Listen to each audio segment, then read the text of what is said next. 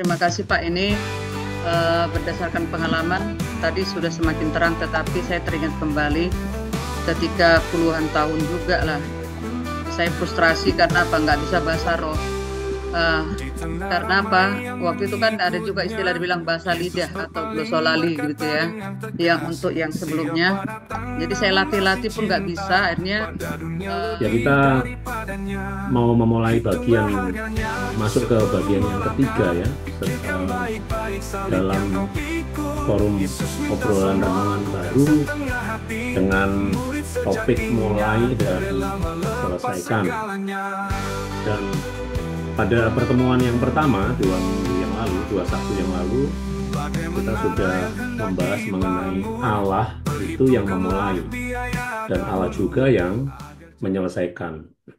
Kemudian pertemuan Sabtu yang lalu kita melihat bagaimana manusia berusaha memulai dari ya berusaha memulai tetapi tidak mampu untuk menyelesaikan dan kita juga sudah melihat mengapa hal ini terjadi.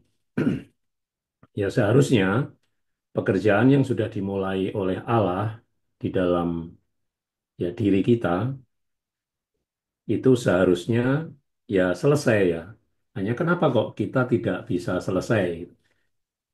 Nah, pertemuan yang ketiga ini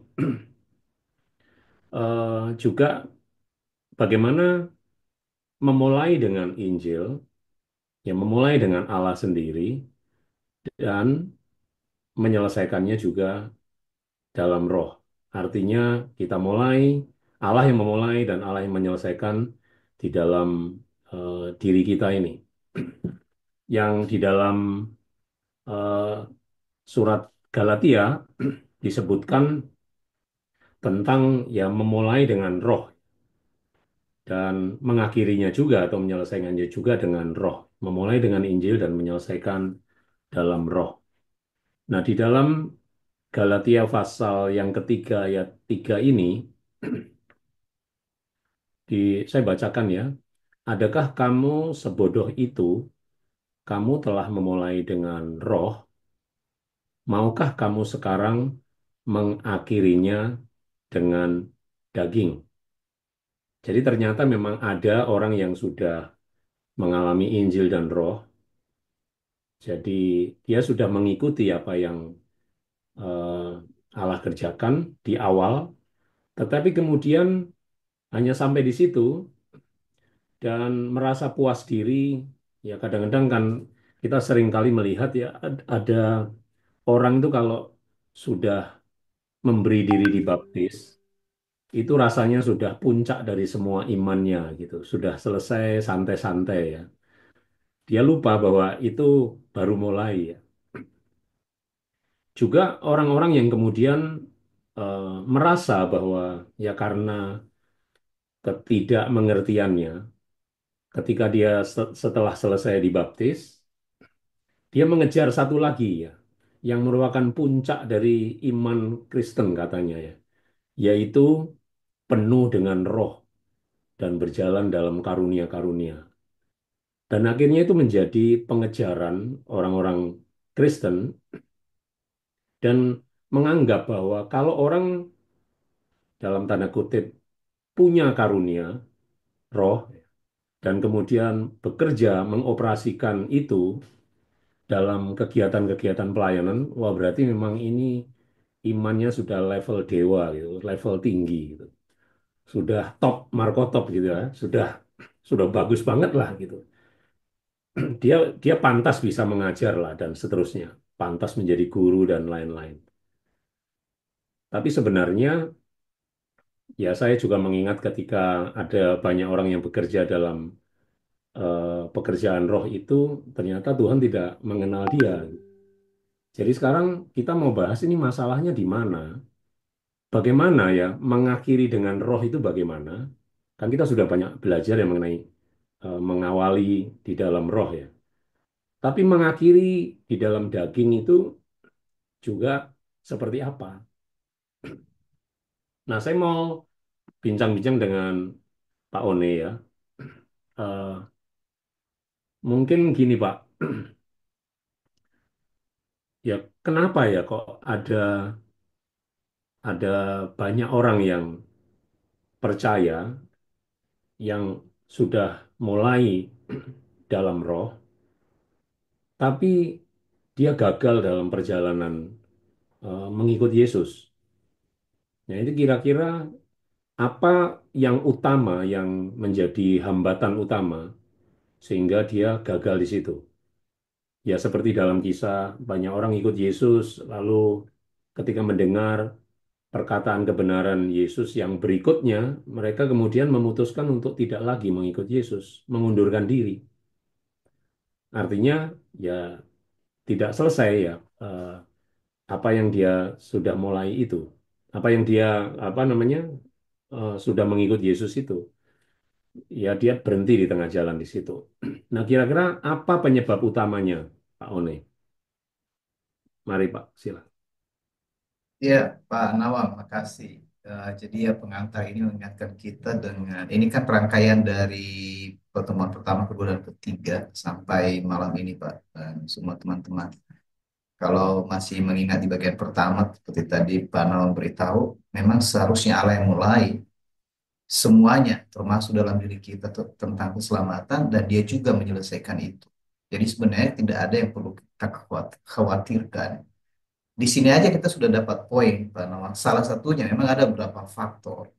Tapi salah satunya ini adalah kekhawatiran seseorang dalam perjalanannya sehingga dia mau menambah, ya, dia menambah sesuatu.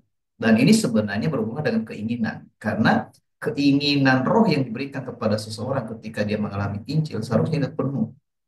Seperti Pak Nawang beritahu tadi, kepenuhan roh itu sebenarnya waktu waktu itu terjadi sudah penuh, tidak ada yang kurang.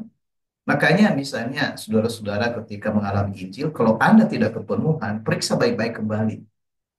Ini bukan suatu semangat yang sementara di mana saudara seperti, ya ini sesuatu saya sudah dibaptis dan karena merasa ada dingin-dingin airnya lalu merasa, "Oh, aku udah kepenuhan roh." Atau sudah itu saudara seperti dapat manifestasi-manifestasi itu atau karena tanda-tanda dan mujizat. Dipastikan itu suatu yang bertahan. Dan yang kedua yang lalu kita melihat usaha manusia itu gagal karena dia itu kan sebenarnya dia tidak mempercayai Allah terus-menerus. Dan ini berhubungan dengan tinggalnya di dalam persekutuan orang percaya. Dan ini ajaran. Jadi mengapa kita mencoba pergi ke yang lain? Nah, ada beberapa ini Pak Nono. Penyebabnya itu karena memang orangnya kan belum dilatih. Tiba-tiba ada serigala datang kepadanya mempengaruhi dia bahwa wah ini nggak benar loh yang kamu lakukan itu. Ada suatu atau ini masih kurang, ditambahinnya dengan berbagai aturan. Nah, saya melihat ada beberapa bagian dalam kitab suci yang menunjukkan bagaimana seseorang gagal dalam perjalanannya dan salah satunya itu Pak Nawang dalam Galatia 3 ayat 3. Sampai-sampai Paulus itu berkata begini, adakah kamu sebodoh itu? Jadi dia berkata kepada orang-orang Galatia, kamu bodoh sekali. Kamu telah memulai dengan roh, maukah kamu sekarang mengakhirinya dalam daging? Jadi mereka nggak bisa bedakan antara kehidupan dalam roh dan kehidupan dalam daging. Makanya yang lalu saya banyak menyoroti ketika misalnya kita merasa kita merasa diri kita pernah berbuat sesuatu yang kelihatan baik, padahal itu dalam daging. Itu nggak bisa disambungkan dengan sesuatu yang baik di dalam roh. Jadi karena kemiripan, kita kadang berkata ya udah sama saja.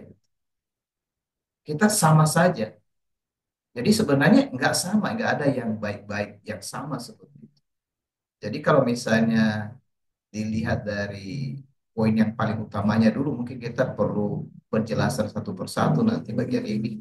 Tapi yang pertama yang saya lihat, Pak Nawang, dari soal orang tidak menyadari, jadi kesadaran itu berhenti di tengah jalan, Pak.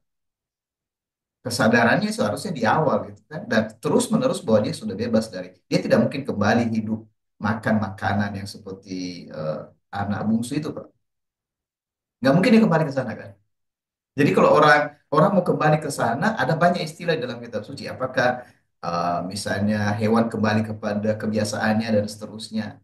Kan nggak mungkin. Tapi kenapa? Sampai-sampai tadi Pak Naum beritahu, itu bisa sampai meninggalkan Yesus.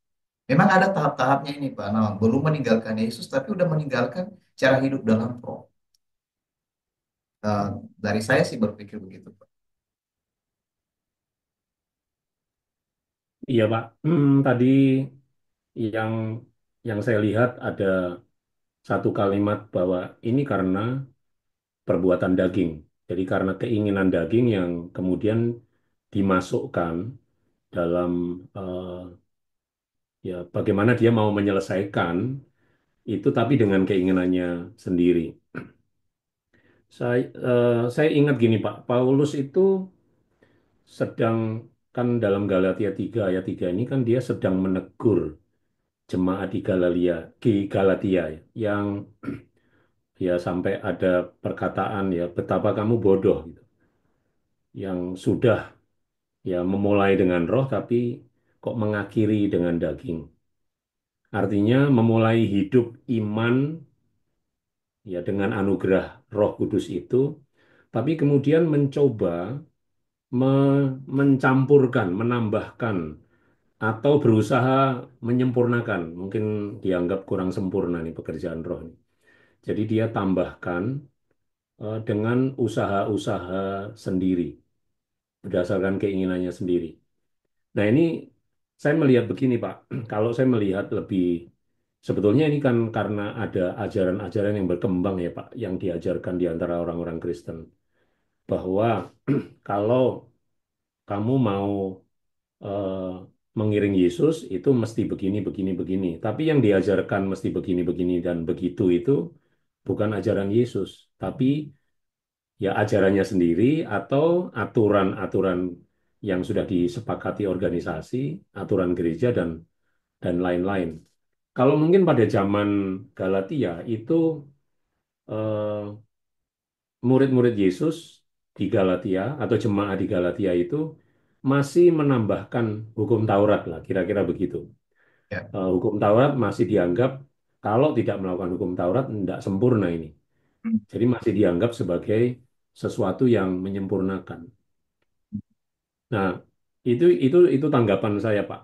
Nah, kira-kira kalau dalam eh, mungkin mungkin nanti teman-teman bisa kasih contoh ya, apa yang ajaran apa yang sudah ada keinginan daging di situ yang bukan dari roh. Ya, ini tanggapan saya, Pak. Mungkin Pak Oni bisa memperdalam soal itu. Ya, bisa teman-teman juga memberikan komentar seperti Pak Nawang beritahukan tadi.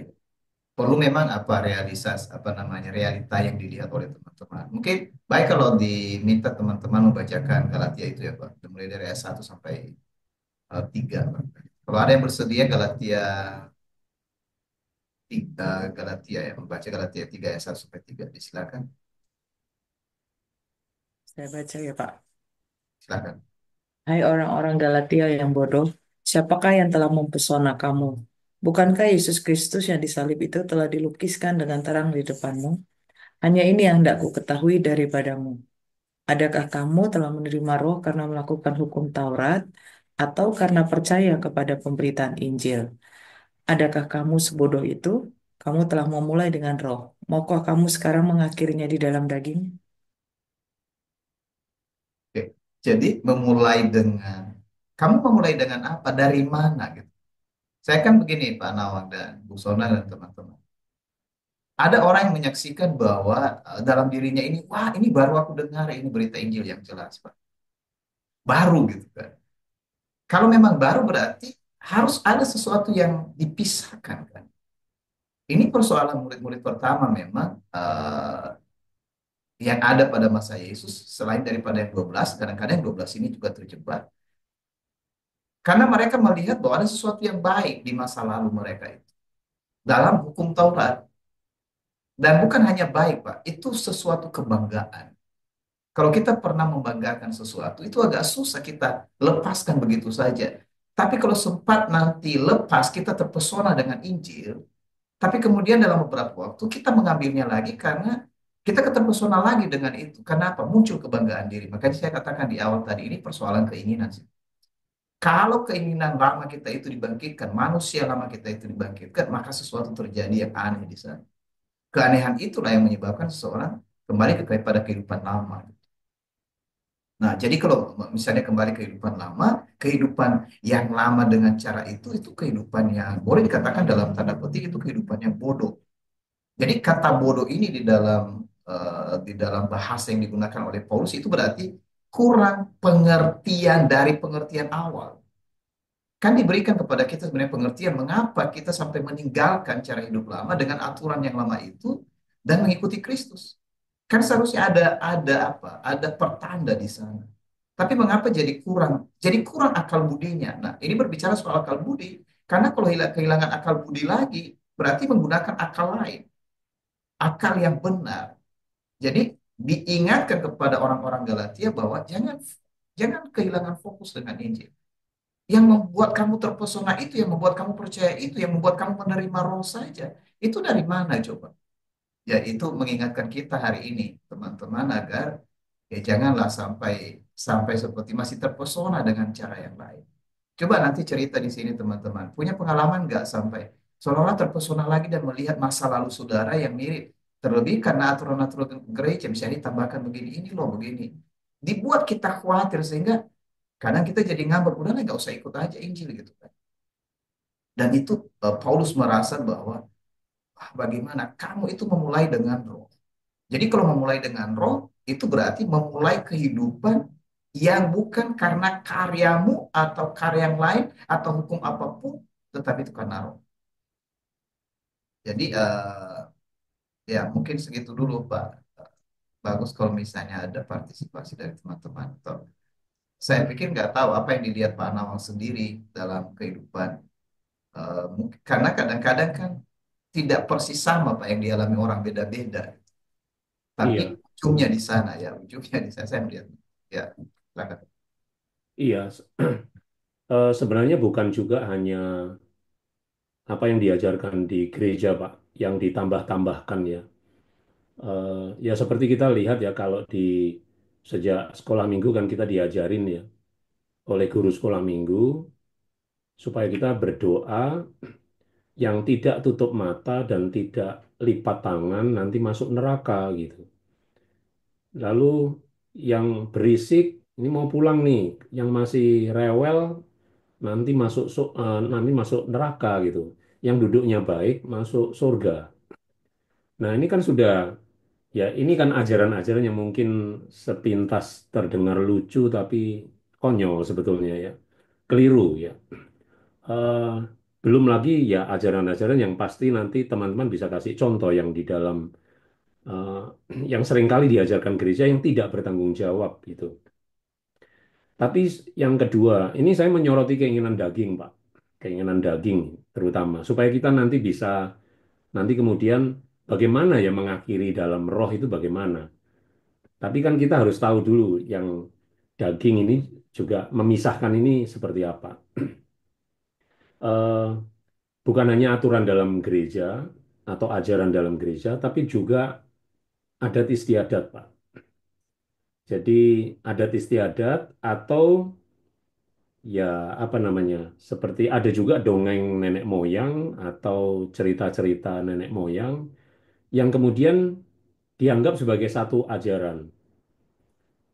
Juga kemudian hal yang lain lagi adalah pengalaman seseorang, pengalaman dalam arti yang kemudian dijadikan doktrin ya. Pengalaman-pengalaman itu yang kelihatan supranatural ya. Itu kemudian dijadikan wah ini bisa jadi doktrin begitu.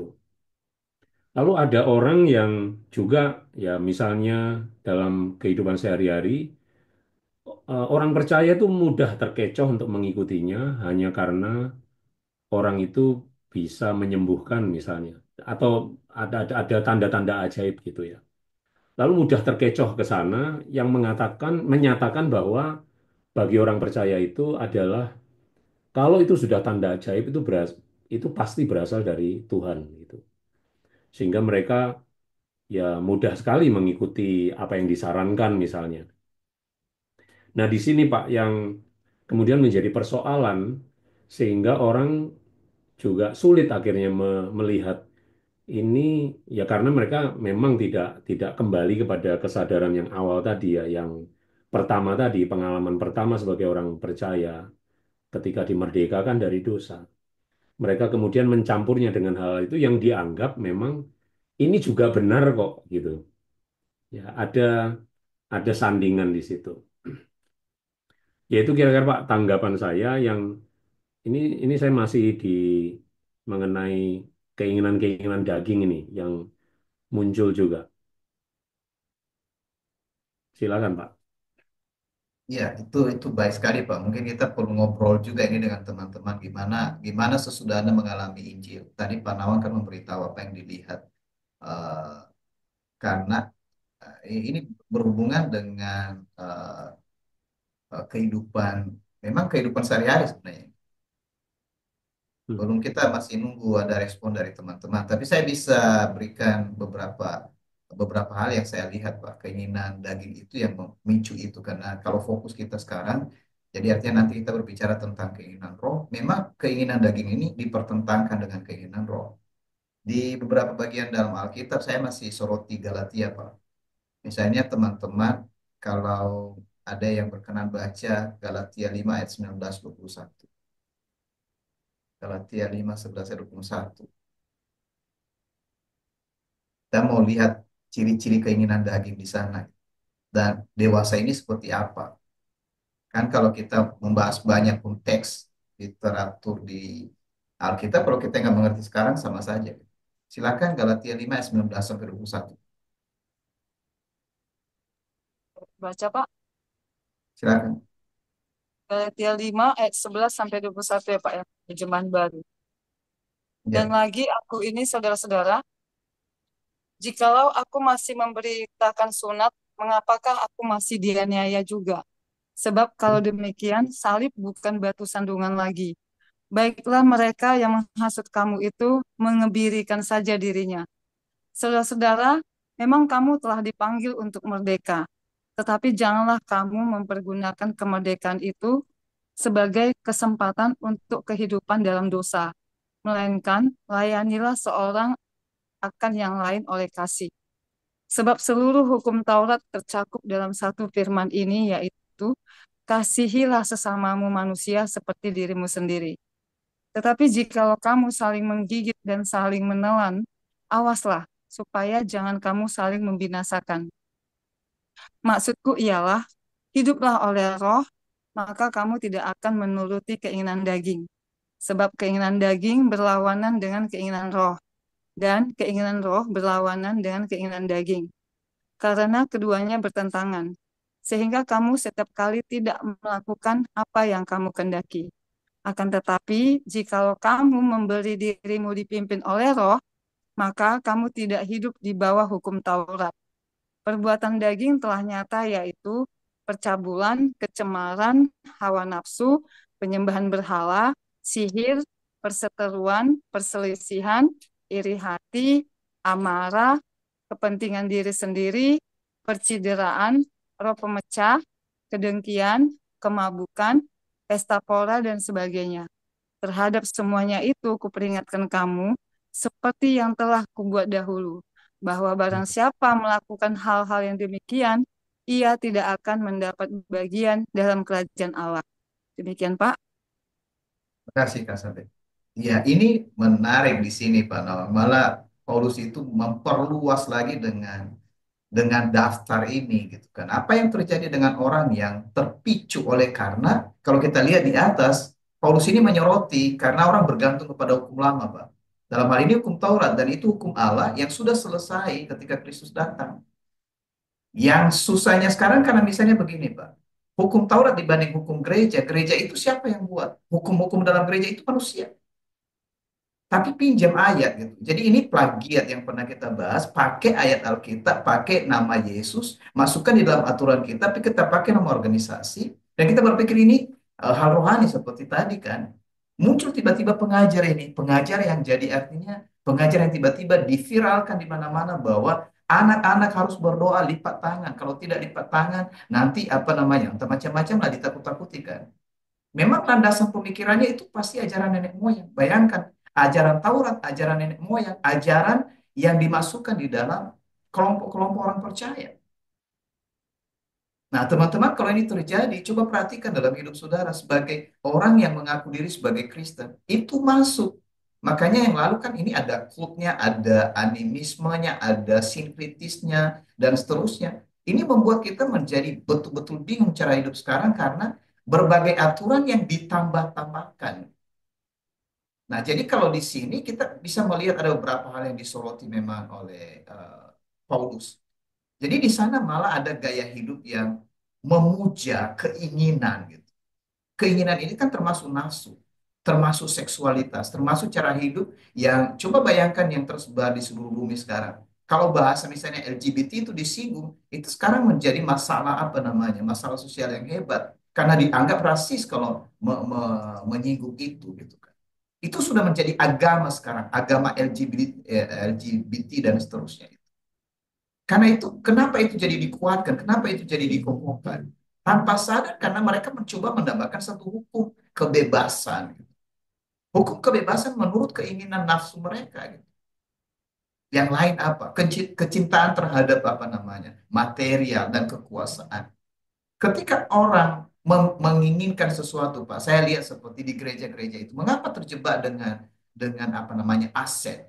Mereka mencoba mendirikan organisasi mereka sebenarnya dengan melindungi diri, keluarga, dengan membuat satu hukum tertentu, ada yang modelnya apa namanya, modelnya hierarki, yang apa namanya kerajaan, ada yang modelnya dengan sinodal, ada yang model, semua ada kepentingan itu, kepentingan kekuasaan, sehingga terjadi di sana ada terlihat korupsi, ada keserakahan, termasuk hedonis. Bayangkan seperti siapa namanya si Benny Hinn, yang saudara-saudara tahu itu kan pembicara yang terkenal juga. Dan luar biasa ketika disoroti kekayaannya, sampai-sampai dia bisa tidur di hotel bersama, dibiarkannya juga anak-anaknya itu tidur di hotel berbintang berapa itu 5 sampai 7. Makanannya sedemikian rupa. Ini berkata, wah itu kan bukan uangmu gitu.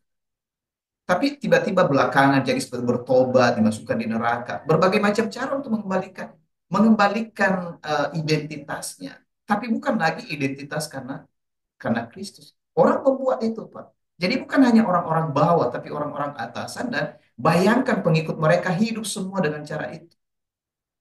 Jadi orang memuja diri sendiri. Saya pernah berkata kemarin, Pak, kita tanpa sadar orang-orang yang masuk dalam gereja malah sebenarnya terlibat dalam keinginan daging. Pergi berdoa. Berdoanya di sana menyembah sendiri, Pak. Tidak lihat kiri kanan. Pokoknya angkat tangan, puji Tuhan. Musik menguduskan diri hanya menghadap kepada Allah saja. Gitu. Orang tidak menyadari ini karena ini semua berkaitan dengan orang mau mengarahkan semuanya. Macam, oh Yesusku, oh Tuhanku, oh masalahku, oh pribadiku. Semuanya ini pemujaan terhadap diri. Nah, ada daftar-daftar itu yang didaftarkan oleh Paulus tadi, termasuk perpecahan dan kebencian. Coba lihat, kita ini sedikit, beberapa orang di tahun ini saja, mereka meninggalkan kita karena apa? Itu sebenarnya hubungan konflik yang terjadi di antara kita. Konflik itu terjadi bukan karena dasar Injil, melainkan karena mencoba memakai nama Injil, tapi sebenarnya masalahnya di sana apa? Mengapa jadi tidak berkesudahan konflik itu? Padahal itu hanya karena ketidaksenangan terhadap satu dan lain hal. Kita lebih baik mengorbankan Injil, dan ini yang dikatakan oleh Paulus bodoh sekali. Mengorbankan Injil hanya karena kepentingan diri kita. Persekutuan kita jadi pecah. Dan ini peringatan kepada teman-teman yang ada di sini supaya hati-hati, jangan buat kelompok apa namanya, ya mungkin ini saya soroti nanti di apa namanya di KPB. Kita buat klub-klub di dalam grup yang sudah ada grup kita buat klub lagi. Klub itu menjadi klub hedonis gitu. Kita mencari orang-orang yang kita sukai, yang kita nggak sukai kita singkirkan. Kita nggak sadari bahwa sesuatu sudah masuk dalam hidup kita, dalam persekutuan kita. Nah, pasti tidak lepas dengan praktik-praktik lain yang termasuk penyembahan apa namanya berhala tadi, okultis yang terjadi. Okultis modern apa? Ajaran tentang ramalan ini menyebar di mana-mana. Orang bisa masuk di media sosial mau diramal gitu kan. Eh, ini spiritual palsu dan bersifat mistis. Ya masuk mistis dalam gereja kenapa seperti misalnya manifestasi kepenuhan roh. Saya nggak tahu Pak Nawang menyoroti itu misalnya orang jatuh bangun kan begitu kan. Nggak tahu teman-teman kalau udah berapa kali jatuh, sekali jatuh, setengah jatuh, hampir jatuh gitu kan. Akhirnya jatuh-jatuh terus. Gitu. Pikirnya itu sesuatu yang luar biasa aku dapatkan. Gitu. Tapi itu kepalsuan semua. Nah ini yang saya lihat dari apa ini Pak, dari daftar yang didaftarkan oleh Paulus di Galatia. Iya Pak, apa soal jatuh-jatuh tadi, Pak ya.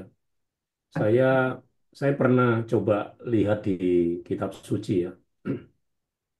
Kapan ya orang itu istilahnya apa nih, bertemu Tuhan gitulah, bertemu Allah, terus dia rebah ke belakang. Itu saya cari nggak ada itu, Pak. Yang ada itu rebah ke depan, Pak, atau bersujud atau tersungkur, rebahnya ke depan. Tapi ada yang rebah ke belakang itu yang justru memusuhi Allah ya. Itu rebahnya ke belakang. Eh, siapa ketika pasukan Romawi itu mau tangkap Yesus kan, tanya kan, Yesus tanya siapa yang kamu cari gitu. Ya Yesus dari Nazaret Raja orang Yahudi ya, apalah gitu. Akulah dia. Mereka rebah semua Pak ke belakang, terlempar ke belakang. Itu Nah kayaknya sekarang gitu, Pak. orang senang rebah-rebah Pak. Ya nggak tahu dari mana rebah-rebah ini. Ya, apakah dia ketemu Tuhan atau melawan Tuhan ya? Yaitu Iya. soal soal rebah-rebah ya. Eh, ya ini menjadi fenomena yang harusnya gitu Pak ya. Jadi tim panitia itu ada Pak, konselor-konselor itu yang memang dilatih untuk menangkap orang yang rebah ke belakang. Ya, betul. Artinya Itu memang udah sudah rahasia, rahasia umum sebenarnya. diperkirakan. Ya, pekerjaan roh sudah diperkirakan pasti akan rebah-rebah. Iya. Ya Pak, tadi daftar daftar tadi apa namanya memperluas wawasan kita bahwa ada ada begitu banyak yang kalau kita memenuhi keinginan diri sendiri akan terjadilah hal-hal semacam itu tanpa kita sadari ya. Saya melihat ada beberapa di media sosial yang juga gampang sekali bernubuat. Saya bermimpi tadi malam, saya melihat ketika doa tadi pagi, dia ceritakan doanya seperti ini yang dia lihat. Nah, celakanya juga kok begitu banyak yang amin ya, yang komentar amin, amin, saya sepakat. Ini gimana ini ngujinya dari mana? Jadi orang-orang percaya dengan itu, dan kita kan tidak tahu itu keinginan-keinginan itu seperti apa. Saya cerita dikit Pak ya, agak lucu ini. Nggak apa-apa Pak ya. Ini Ya. soal penglihatan ya. Saya ada di dalam satu gereja yang kalau nggak ada penglihatan tuh Tuhan nggak hadir gitu Pak. Jadi mesti mesti ada penglihatan. Dan satu ketika pas saya berkhotbah di sana, lalu ada penglihatan gitu. Penglihatannya adalah saya itu dibonceng sama Donald Bebek Pak, naik sepeda. Lalu ada Mickey Mouse menyeberang di jalan gitu. Ketika saya dibonceng sama Donald Bebek. Silahkan diartikan ya. Ini arti apa gitu ya? Apa mentang-mentang saya suka film kartun atau bagaimana ya? Tapi itu penglihatannya itu begitu sampai ini gimana sih ini kok penglihatan semacam ini gitu. Ya ada juga yang pernah orang baru datang lalu dia tiba-tiba bersaksi ya setelah penyembahan gitu ya yang di gereja itu. Nah, apa namanya? Ada orang yang pakai foto, Pak, flash kamera itu, jepret-jepret ya, karena dia juga baru datang rupanya. Lalu ada orang di situ yang bersaksi bahwa saya tadi melihat ya seperti terang ya, ketika ketika berdoa ya, jepret-jepret gitu, seperti ada sinar yang cepat sekali katanya gitu. Ya, lalu teman sebelahnya bisikin itu flash kamera Pak gitu. Jadi kadang-kadang kita itu begitu bersemangat dengan hal-hal yang ajaib-ajaib sampai tidak masuk akal itu akhirnya. Ya memang pikiran kita jadi ajaib juga, tidak masuk akal. Nah, oke Pak, kita mungkin Bahasa kode, kode itu, Pak. Kayak ini nanti gimana Pak? penglihatannya. Bahasa kode, Pak, bahasa kode. Ya, ya ternyata memang banyak sekali Pak ya yang menghambat eh, perjalanan ya. Perjalanan kita mengikut Yesus itu bisa patah ya. Kalau kita memang tidak benar-benar memiliki kesadaran sebagai manusia baru di dalam Kristus yang terus-menerus ya, setiap hari itu kita mengalaminya. Nah, tentang eh, ya ini ada pertanyaan kalau kita melihat Pak, mungkin ada teman-teman yang bisa membaca di 2 Korintus pasal 8 ayat 10 sampai 11 ya. 2 Korintus pasal 8 ayat 10 sampai 11. Silahkan.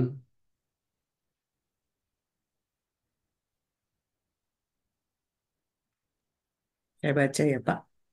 Iya, Inilah pendapatku tentang hal itu yang mungkin berfaedah bagimu.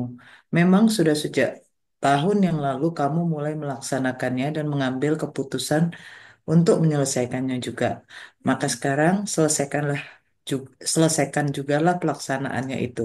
Hendaklah pelaksanaannya sepadan dengan kerelaanmu dan lakukanlah itu dengan apa yang ada padamu. iya, terima kasih Bu Sundang. Pak Wane ini ngelihatnya bagaimana ini? Eh, di 2 Korintus 8 ayat 10 sampai 11 ini, apakah ada prinsip-prinsip di situ yang bisa menolong kita ya menyelesaikan apa yang sudah dimulai di dalam diri kita? Silakan Pak. Boleh dibaca ulang, Bu Sona.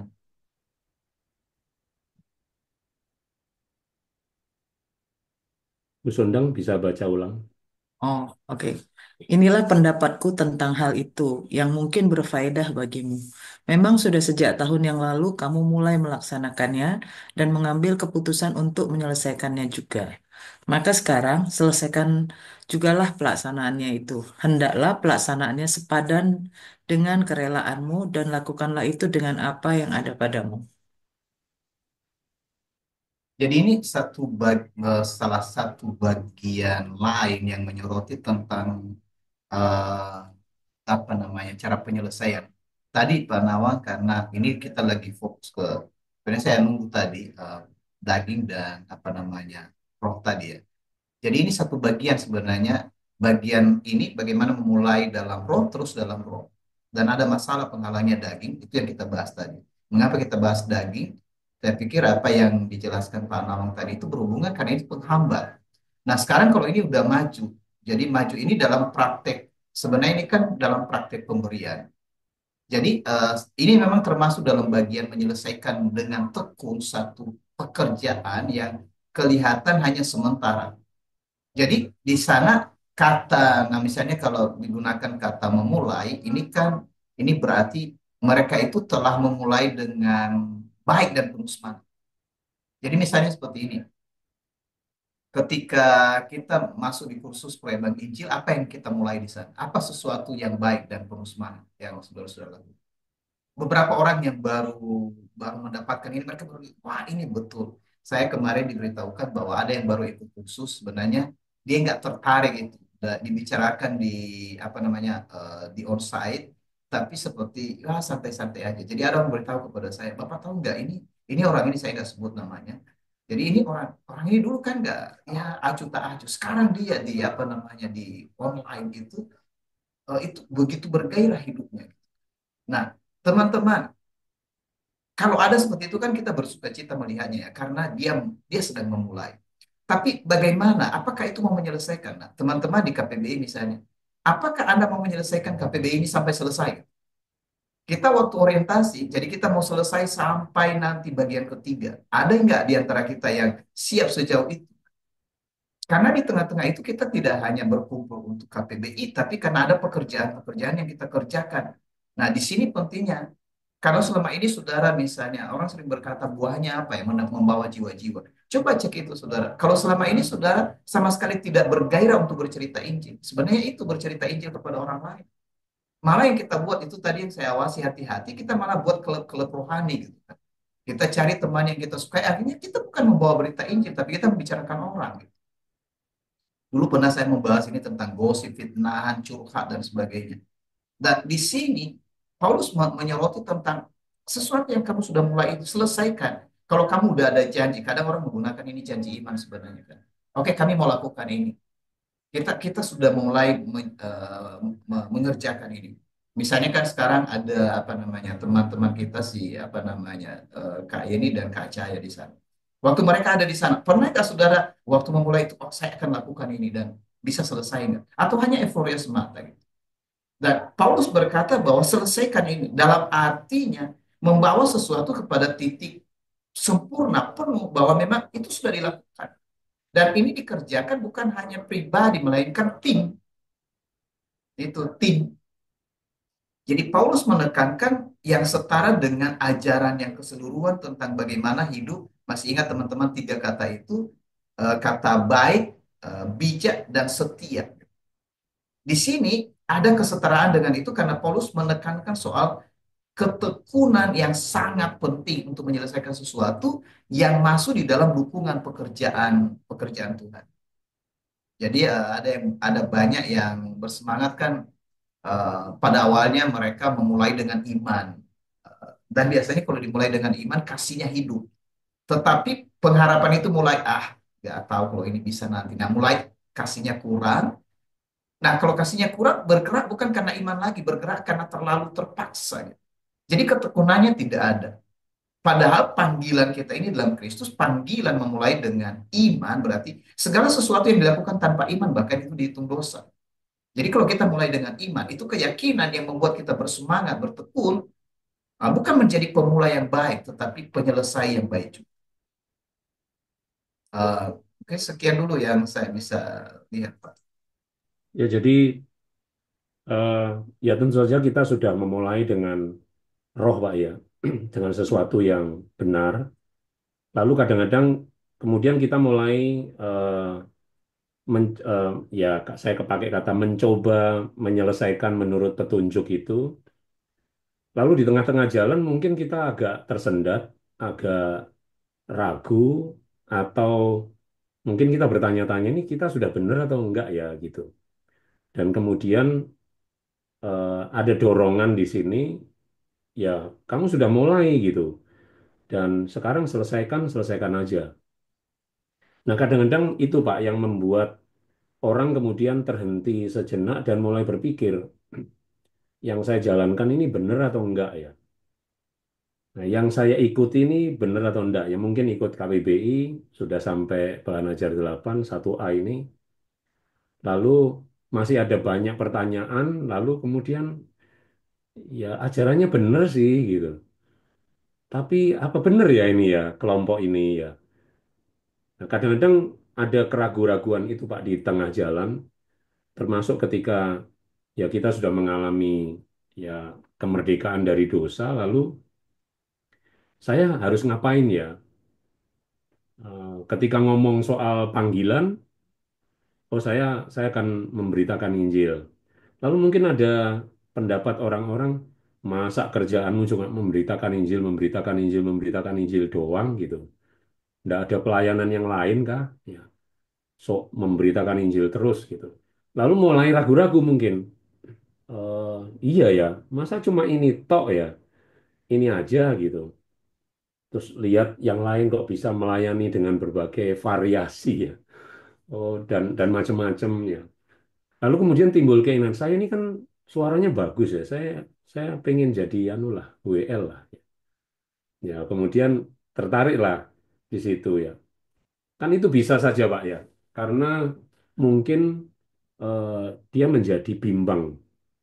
Pertanyaan saya gini Pak, bagaimana mengatasi ini ketika kita di tengah jalan mulai bimbang? Tentu saja yang meragukan kita kan ya karena kita mulai mendengarkan pendapat orang, mulai mendengarkan suara yang lain ya. Lalu kemudian kita mulai berpikir.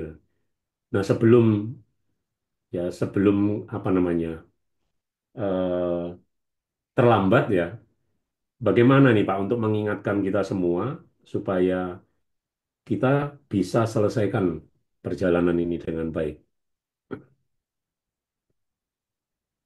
Ya, kita bisa buka Ibrani ya Pak, Ibrani pasal 12. Ada teman-teman, saya nggak tahu kenapa Alkitab saya nggak bisa. Oke. Ibrani pasal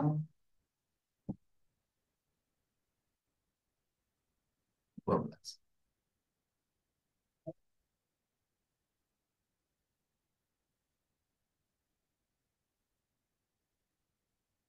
Oke. Atau itu memandang kepada Yesus. Ya, coba Ibrani pasal 12. Silakan teman-teman, ada yang sudah buka Ibrani pasal Ayat 12 ayat ayatnya 1 sampai ayat 3.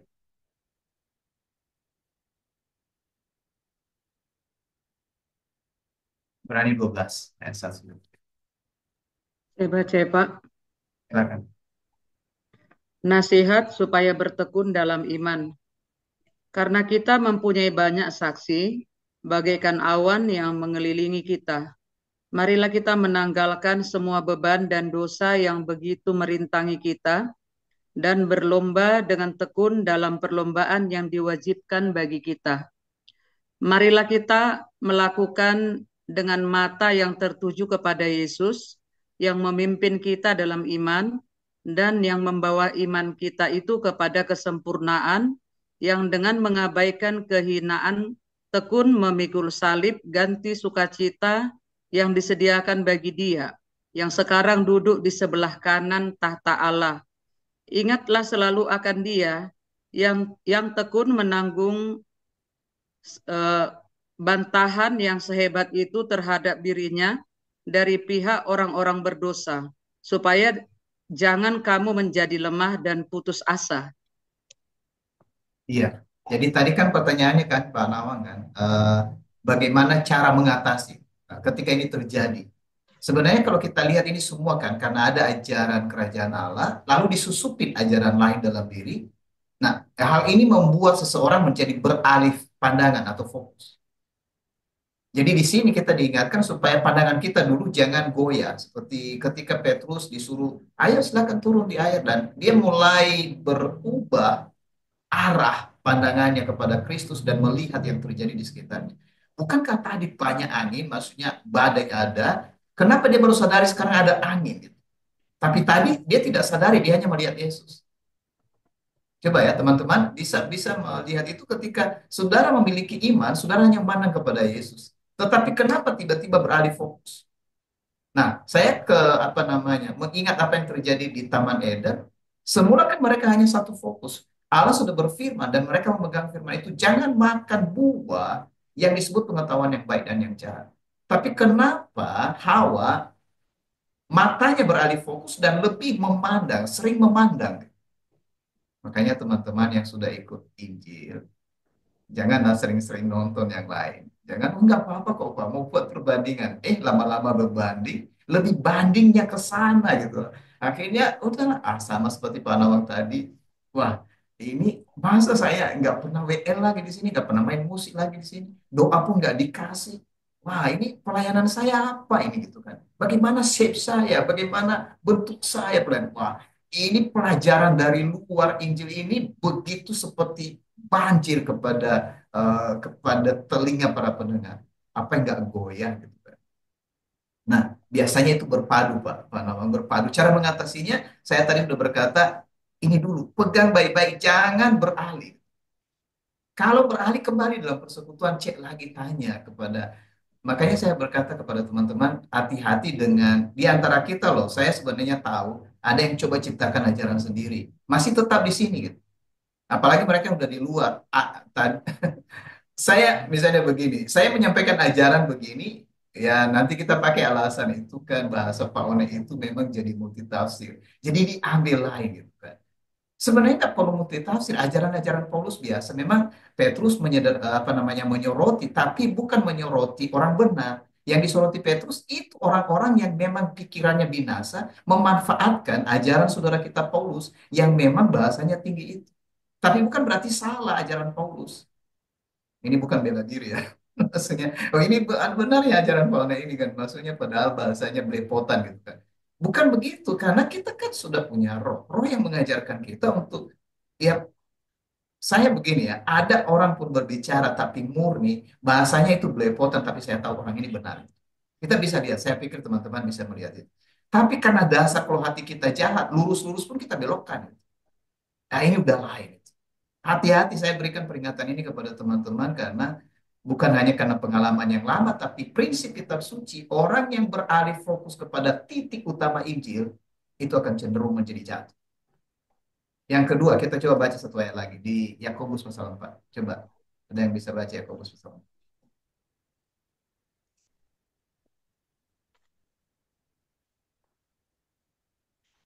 Ayat 1 sampai 3 lagi.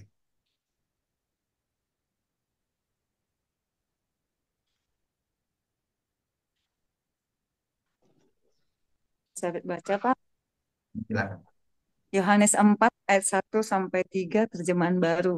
Dari manakah datangnya sengketa dan pertengkaran di antara kamu?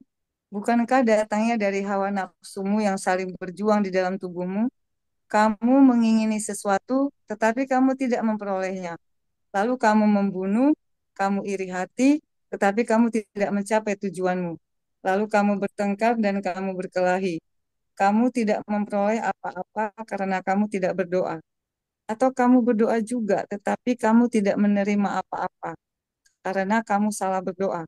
Sebab yang kamu minta itu hendak kamu habiskan untuk memuaskan hawa nafsumu. Demikian, Pak. Ini di bagian kedua ini yang kita lihat di sini, masih ingat yang pernah kita diskusikan, matikan keinginanmu. Saudara jangan matikan keinginanmu jika saudara belum dapat keinginan roh. Nanti saudara jadi orang linglung. Jangan suruh orang di luar Kristus matikan keinginannya. Nggak bisa, nanti dia menjadi orang yang saudara bertanggung jawab. Nanti dia udah mati keinginannya, dia kan nggak punya keinginan lagi, nggak punya hidup gitu kan. Jadi kalau kita ini disuruh matikan keinginan karena apa? Alasannya satu, kita sudah punya keinginan baru gitu. Jadi pantas disuruh matikan keinginan lain.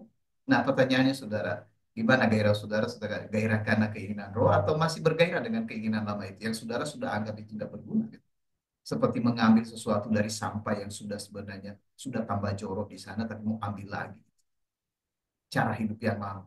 Jadi di sini dikatakan bahwa ini persoalan apabila munculnya keinginan-keinginan itu. Nah, itu tadi yang didaftarkan oleh Paulus sama dengan yang didaftarkan oleh Yakobus. Nah, ayat 4 dikatakan, "Hai kamu orang-orang yang tidak setia." Kata orang-orang tidak setia ini setara dengan orang-orang yang sudah kembali kepada cara hidup lama. Itulah yang orang tidak setia. Kenapa tidak setia? Berarti tidak maju terus. Kalau nggak maju bagaimana? Anda berkata stuck di tempat. Atau memang sudah mulai menoleh ke belakang.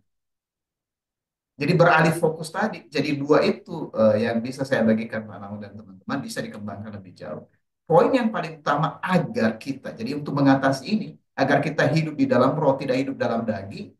Ya kalau kita memandang kepada Yesus kan Pak Namo dan teman-teman. Gimana? Semuanya kan, seluruh seluruh hidup kita itu tertarik kepadanya. Tapi kalau beralih fokus sudah. Yang kedua, kita menyadari bahwa memang keinginan di dalam tubuh ini adalah keinginan yang harus ditekan terus sampai mati, sampai dia tidak bisa berfungsi apa-apa, maka kita hidup oleh ini. Mungkin begitu yang saya boleh. Iya, iya, iya, iya. Saudara-saudara boleh nanya ya, boleh nanya di kolom chat atau nanya langsung ya.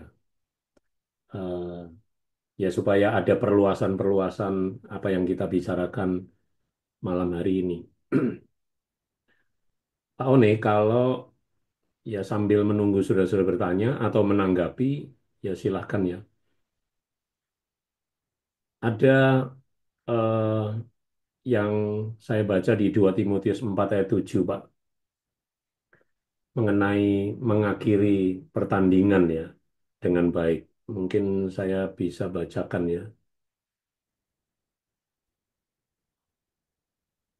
Eh, saya mulai baca ayat 6, mengenai diriku, darahku sudah mulai dicurahkan sebagai persembahan dan saat kematianku sudah dekat. Aku telah mengakhiri pertandingan yang baik. Aku telah mencapai garis akhir dan aku telah memelihara iman. Sekarang telah tersedia bagiku mahkota kebenaran yang akan dikaruniakan kepadaku oleh Tuhan, Hakim yang adil pada harinya. Tetapi bukan hanya kepadaku, melainkan juga kepada semua orang yang merindukan kedatangannya. Ya Pak, ayat ini kan sering dipakai, ditulis di peringatan orang yang meninggal ya Pak ya. Jadi kadang-kadang orang meninggal asal orang Kristen pakai ayat ini Pak. Padahal dia nggak ikut pertandingan Pak. Ya. Dia nggak ikut berlomba ya. Nah, yang ya saya mau diskusikan ini Pak. Bagaimana kita ya seperti Rasul Paulus ya, dia sudah menunjukkan, membuktikan apa yang dia kerjakan eh, dalam pekerjaan kerajaan Allah itu dan ya dia tahu waktunya sudah ya dekat untuk dia meninggalkan dunia ini. Itu sebabnya dia pakai kata mengakhiri pertandingan dengan baik ya. Nah, rupanya memang perjalanan iman kita dari memulai sampai menyelesaikan ini sebuah pertandingan, Pak. Sebuah perlombaan yang Rasul Paulus pernah mengatakan juga dia menganggap semuanya rugi, ya dibuang semua, dia hanya mengarahkan diri sampai ke garis akhir. Dan nah ini kalau penerapannya Pak dalam pertandingan itu, bagaimana ini disebut pertandingan dan kemudian kita bertanding dengan siapa? Lalu garis finishnya itu apa Pak? Kenapa mungkin tiap-tiap orang berbeda atau bagaimana? Ya, ini analisa ya Pak di 2 Timotius itu ya dengan ya mungkin kita di sini ketika Pak Nawang berbicara tadi soal pertandingan, ada perlombaan, ada pertandingan, ada peperangan dalam kitab suci. Jadi kita hidup dengan itu. eh, di sana ketekunan kalau misalnya ambil ada banyak sebenarnya istilah yang bisa digunakan sebagai metafora misalnya seorang petani atau seorang prajurit atau seorang atlet gitu Pak. Jadi kalau misalnya kita ambil contoh atlet bagaimana seseorang memulai pertandingan itu cirinya itu kan sesuatu yang terlihat tadi startnya dan siapa yang jadi saingannya. Makanya Paulus berkata hanya satu loh pemenang di akhir. Jadi musuh kita siapa ini? Ini kita ini satu kan. Memang satu dalam pertandingan, bukan saudara kita yang menjadi lawan kita. Pertandingan itu adalah sesuatu yang kita kerjakan bersama-sama memulai di dalam Kristus. Jadi ini jemaat, Pak. Di jemaat itu satu. Jadi Mm-mm. makanya kita kalau kita menyadari sekarang kita di proyek Bank Injil kita satu dengan menerobos semua batas-batas ini kita jadi satu. Mari kita bertanding. Bertanding dengan siapa? Ini dunia ini di sekitar kita, kelompok-kelompok yang menamakan diri sebagai orang yang mengikuti Yesus, yang seringkali menjadi penghalang kita. Bahkan mereka itu yang membuat rintangan-rintangan, kan rintangan-rintangan dalam perumahan. Jadi kalau misalnya saudara lari, ada kan lari apa Pak? Lari yang pakai rintangan itu, apa lari, kan ada lari estafet, ada lari rintangan yang harus lompat-lompat itu. Kita harus melewati itu semua sampai garis akhir dan kita nggak boleh berhenti. Macam-macam ini bisa seperti estafet tadi meneruskan itu dalam pengertian lain. Tapi yang penting di sini sebenarnya kapan dimulainya, Pak? Itu yang disoroti Pak Nawang tadi. Bagaimana mau selesaikan setiap orang mati orang Kristen? Ya dia sudah mengakhiri. Sebenarnya saya kan harus dada aja tuh kalau saya dengar itu, Pak. Oh dia sudah mengakhiri dengan baik gitu. Iya ya, dia mulai kapan gitu kan? Kalau saya ingat dulu almarhum kan istri saya gitu kan. Saya sampai hari ini mengapa saya aman sekali, Pak? Karena saya tahu di akhir bagaimana dia mengakhiri itu. Saya melihat itu pertandingan yang dia miliki itu karena kami diskusi itu terus bagaimana sebenarnya ketika kita menghadapi hidup ini dalam Kristus bertahan sampai akhir. Sebelum sebelum kan istri kan ada orang lain yang dulu kami layani di Bandung itu mempunyai penyakit yang sebenarnya bersamaan gitu kan penyakit itu tapi orang ini lebih dulu meninggal dengan sangat sakit dan saya ingat waktu itu di di sana gitu di Bogor bukan di Bandung di Bogor. Jadi ada banyak para pendeta, pendoa syafaat yang berkata kepada ibu ini, wah kamu gak ada iman kalau kamu gak bisa sembuh gitu kan. Itu klaim-klaim itu gitu kan. Dan dia sangat sedih sekali, sudah sangat terpuruk termasuk suaminya dan kami berkunjung di sana. Waktu berkunjung, saya ngomong satu hal. Ibu mau apa? Dia berkata, supaya aku bisa melayani. Masakan aku ketika aku mengalami Injil sampai sekarang, aku nggak bisa kemana-mana. Saya berkata, melayani apa? Melayani Kristus kan? Iya. Melayani Kristus dengan apa? Memberitakan Injil, bukan. Melayani Kristus artinya Anda tetap dalam Kristus sampai mati. Itu maksudnya melayani Kristus. Banyak orang yang kelihatan sesudah dapat Injil, memang pergi kemana-mana, tapi dia pergi karena keinginan nafsunya. Bukan karena melayani Kristus, tapi karena melayani hal yang lain. Jadi bertahan tetap dalam Kristus karena penganiayaan dalam hidup kita macam-macam. Termasuk penganiayaan karena penyakit. Tapi apakah tetap bertahan dalam Kristus? Atau misalnya karena penyakit itu berkata, wah Tuhan nggak ada. Itu mau bertahan sampai akhir. Jadi kalau misalnya saya melihat seseorang memang bagaimana dia mulai dalam Injil, layak kita berkata orang ini memang dia sudah selesaikan pertandingan. Jadi Paulus melihat dirinya sendiri bahwa aku sudah berada di garis akhir. Saya juga sedang berdoa sekarang Pak Nawang. Mau karena maksudnya wah melihat bukan hanya karena melihat apa yang saya lihat sendiri dalam diri saya dan keluarga karena maksudnya istri dan juga yang lebih memicu saya sebenarnya waktu terjadi saya iya ya. Mengapa para murid-murid itu begitu kuat mereka sesudah Kristus naik ke surga? Maksudnya bangkit dari antara orang mati. Mereka melihat mulai Pak bagaimana Kristus memulai pelayanannya sampai dia mati bangkit kembali. Kita ini karena kita nggak lihat itu. Yang kita lihat apa? Gimana kita mulai? Waktu mulai kita mulai, waduh Tuhan gimana ini supaya ekonomi saya lebih baik ini sesudah dapat Yesus. Gitu. Oh Pak, saya punya pertanyaan Pak, mengapa saya sesudah ikut Yesus ini kok masalah saya tambah banyak? Ah yang benar aja, memang dari dulu masalahmu udah banyak. Kok sekarang baru sadar seperti masalahnya banyak gitu kan. Ini masalah apa? Rupanya ada kenaikan derajat Pak. Kenaikan derajat apa? Ekonomi, perhatian, dan seterusnya. Hati-hati ini teman-teman. Hati-hati itu. Karena kalau Anda beralih pandangan kepada Kristus, bagaimana seseorang mengakhiri pertandingan? Paulus berkata, aku sudah memulai. Dari mana dia mulai? Dia tahu sekali jejak perjalanannya di dalam Kristus dan dia udah berkata, udah mau tua, apalagi kan memang dihajar terus, Pak. Saya nggak tahu kalau fisik yang begitu. Masukkan penjara, keluar penjara, masuk penjara, keluar penjara. Nggak, pasti dia nggak makan makanan yang bergizi di sana, makanan yang apa dijaga supaya apa namanya tidak makan micin, tidak makan apa dan seterusnya. Saya bermaksud kita udah jaga-jaga kesehatan kita, terpuruk kesehatan kita. Kenapa ini soal mental? Keluarlah dari sana, keluar dari penjara itu. Paulus dan para rasul itu mereka dipenjara secara fisik, tapi hidup mereka dalam Kristus gak terpenjara. Makanya mereka bisa melihat titik akhir hidup mereka. Akhir hidup mereka itu bukan bukan di tempat yang lain. Jadi kalau misalnya kita udah tua sekali, kita nggak bisa buat apa-apa. Pikiran saudara jangan terpenjara di dalam tubuh itu. Pikiranmu itu harus pikirkan terus tentang Injil Kerajaan Allah. Dan Paulus berkata itu tadi Pak. Kalau misalnya kita lihat kembali dengan eh, apa tadi itu, 2 Timotius 4 ayat 7. Aku telah mengakhiri pertandingan yang baik. Aku telah mencapai garis akhir dan aku telah memelihara ini. Dia sangat yakin sekali itu meskipun dia belum mati, tapi dia udah aku sudah lakukan itu. Dia sampaikan itu kepada Timotius. Kata mengakhiri di sana menunjukkan bahwa tidak ada loh yang saya abaikan. Saya tidak ada yang sesuatu yang saya abaikan. Saya sudah lakukan semuanya. Dan juga dalam dirinya sendiri ini menunjukkan bahwa cara hidupnya itu dia melakukannya tepat seperti yang diajarkan oleh Kristus kepada dia. Dan dia memelihara itu ya pemeliharaan yang dia pelihara bukan dia memelihara dirinya karena kepentingannya, tapi dia memelihara karena iman itu termasuk agar semua orang yang ada di sekitar dia kebenaran itu tidak ada yang terabaikan.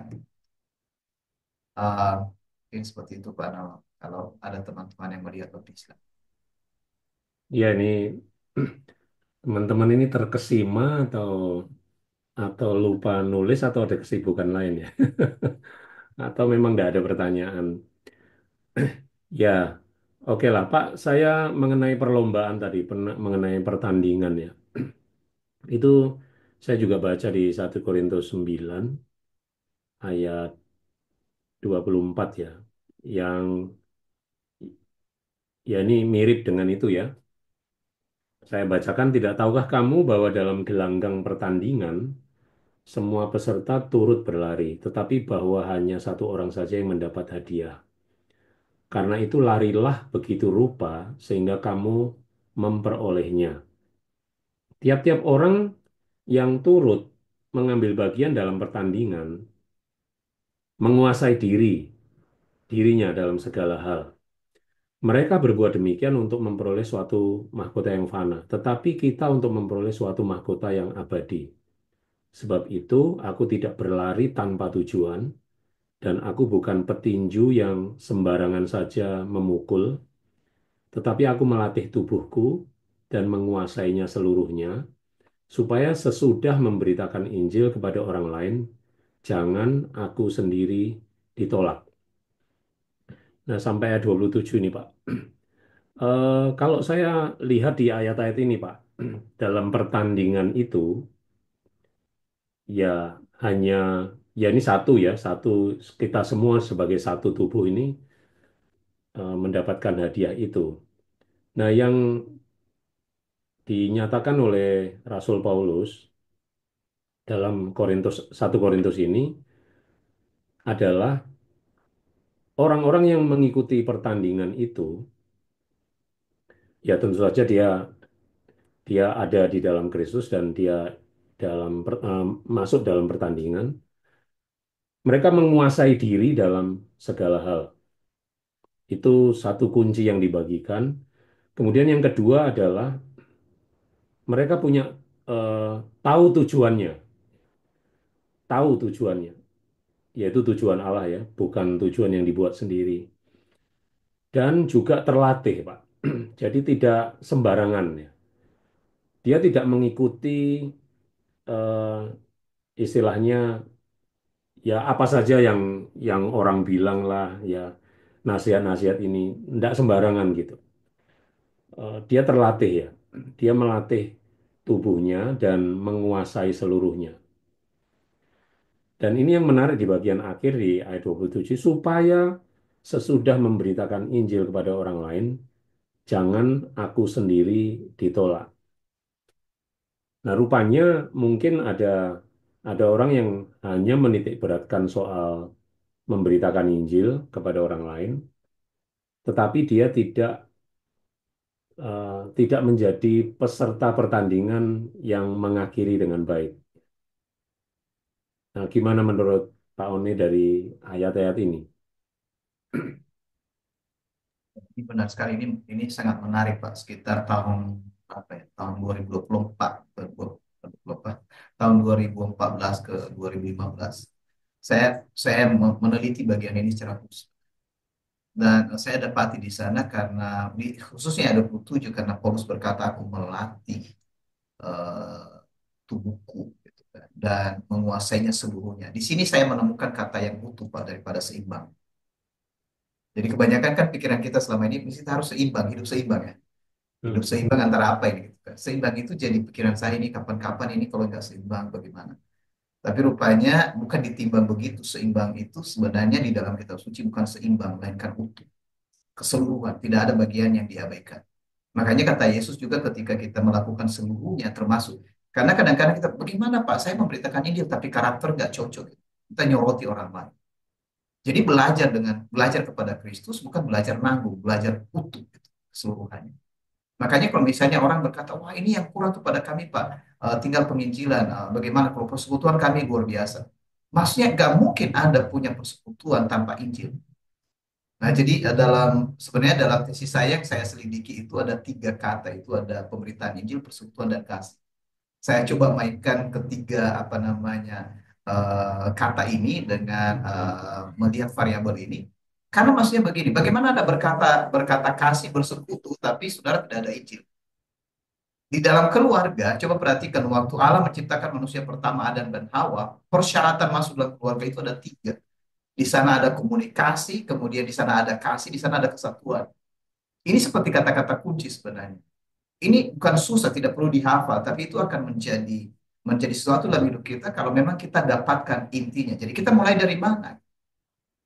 Kita mulai dari mana? Jadi Paulus berbicara di sini mulai dari ayat 24 tadi, dikatakan bahwa tidak tahukah kamu bahwa dalam gelanggang pertandingan semua peserta turut berlari.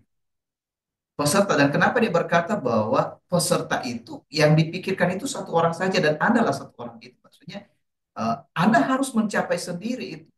Tapi maksudnya kita bersama-sama dengan yang lain sebagai satu satu tubuh Kristus, dan tiap-tiap kita anggota tubuh itu mempunyai bagian, dan Pak Nawang memberi penekanan tadi, menguasai diri dalam segala hal. Jadi jangan ambil bagian orang lain. Kita karena terlalu semangat, Pak. "Ih, orang lain buat ini, saya juga buat itu." Akhirnya kita niru-niru, Pak. Hidup dengan meniru orang terus. Orang lain kok, gereja yang lain melakukan itu, kami juga lakukan itu. Itu pekerjaan yang menyebabkan orang-orang Kristen nggak lihat apa-apa sekarang. Yang mereka lihat itu, Pak, gereja dengan apa namanya prototipe itu terus gitu. Mereka nggak pernah lihat tubuh Kristus. Betul-betul orang Kristen dewasa ini sangat buta dengan tubuh Kristus. Tapi mereka bisa jelaskan itu dalam teori mereka. Para pembicara mereka luar biasa. Tapi sama sekali nggak berubah apa-apa. Mereka berbicara di atas mimbar, saudara-saudara, yang dimaksud dengan gereja itu bukanlah gereja kita ini, bukan gedung itu. Meskipun gedung ini besar sekali, tapi kita inilah tubuh Kristus. Omong kosong itu, Pak. Kan nggak ada yang dikerjakan lagi, gitu. Terus terang nggak ada yang dikerjakan. Jadi orang berkata kepada saya, "Pak, tolong kami, Pak. Tolong gereja kami." Saya berkata, "Mau tolong berapa lama?" Ya, mau tolong berapa lama gitu. Beri saya waktu berapa lama.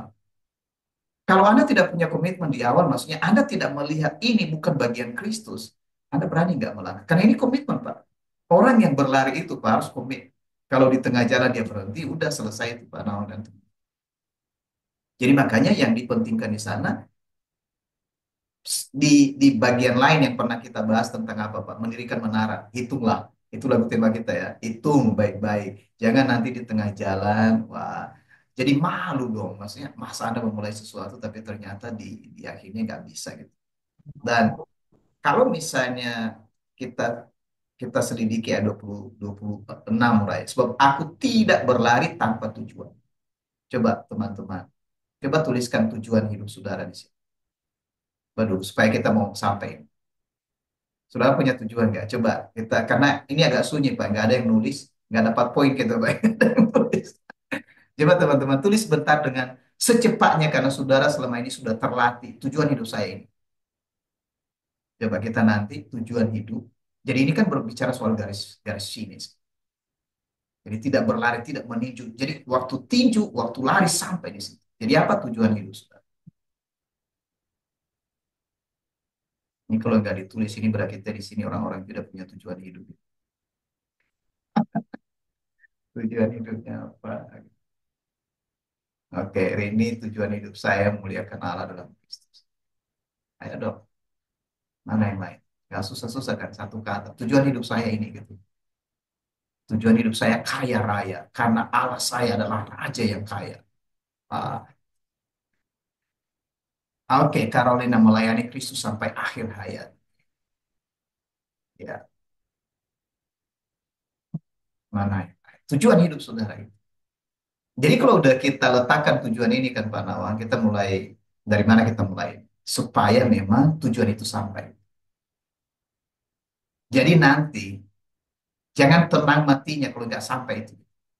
Jangan mati dulu. Kan? Kadang orang karena ini kalau orang-orang frustasi aku mati aja lah. Mati kenapa? Belum mati karena frustrasi kasihan sekali lah itu. Jangan mati karena frustrasi, mati karena damai. Jadi damai itu bukan karena waktu pas mati senyum gitu kan. Bukan fisiknya lagi terserahlah bentuk fisiknya, tapi memang Anda tahu tujuan hidup saudara dan selesai. Oke, udah banyak. Oke, dari Olin tujuan sampai garis finish, Pak. Iya, tujuan garis finishnya apa? Apa Olin? Finishnya itu apa ini buat kalimat yang nanggung Olin. Bu Yuri, tujuan hidup saya mengabdi baik kerajaan Allah sampai akhir. Ya ini tujuan hidup kami di sini bertahan finish dalam Kristus. Oh ini lagi rame. Oke, hidup dalam kasih Kristus yaitu dalam bank Injil kerajaan Allah. Tumpal, tujuan hidup saya tetap bertahan dalam Kristus sampai akhir.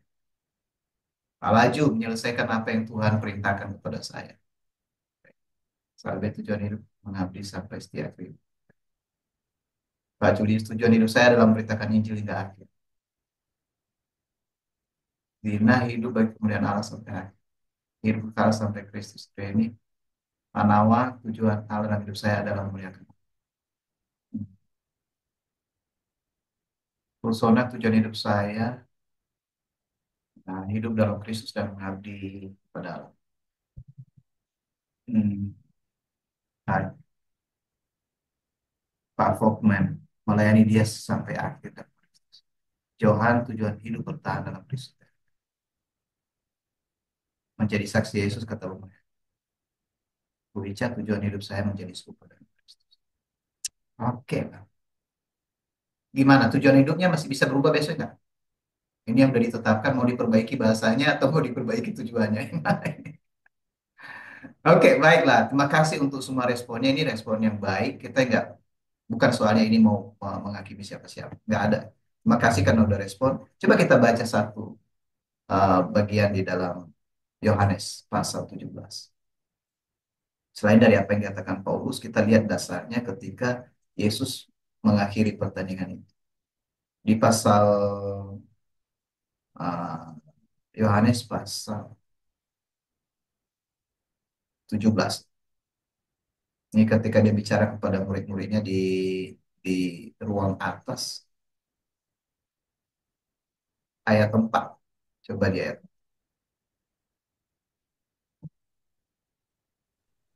Saya Ada baca, yang Pak. silakan. Aku telah mempermuliakan engkau di bumi dengan jalan menyelesaikan pekerjaan yang engkau berikan kepadaku untuk melakukannya. Demikian, Pak.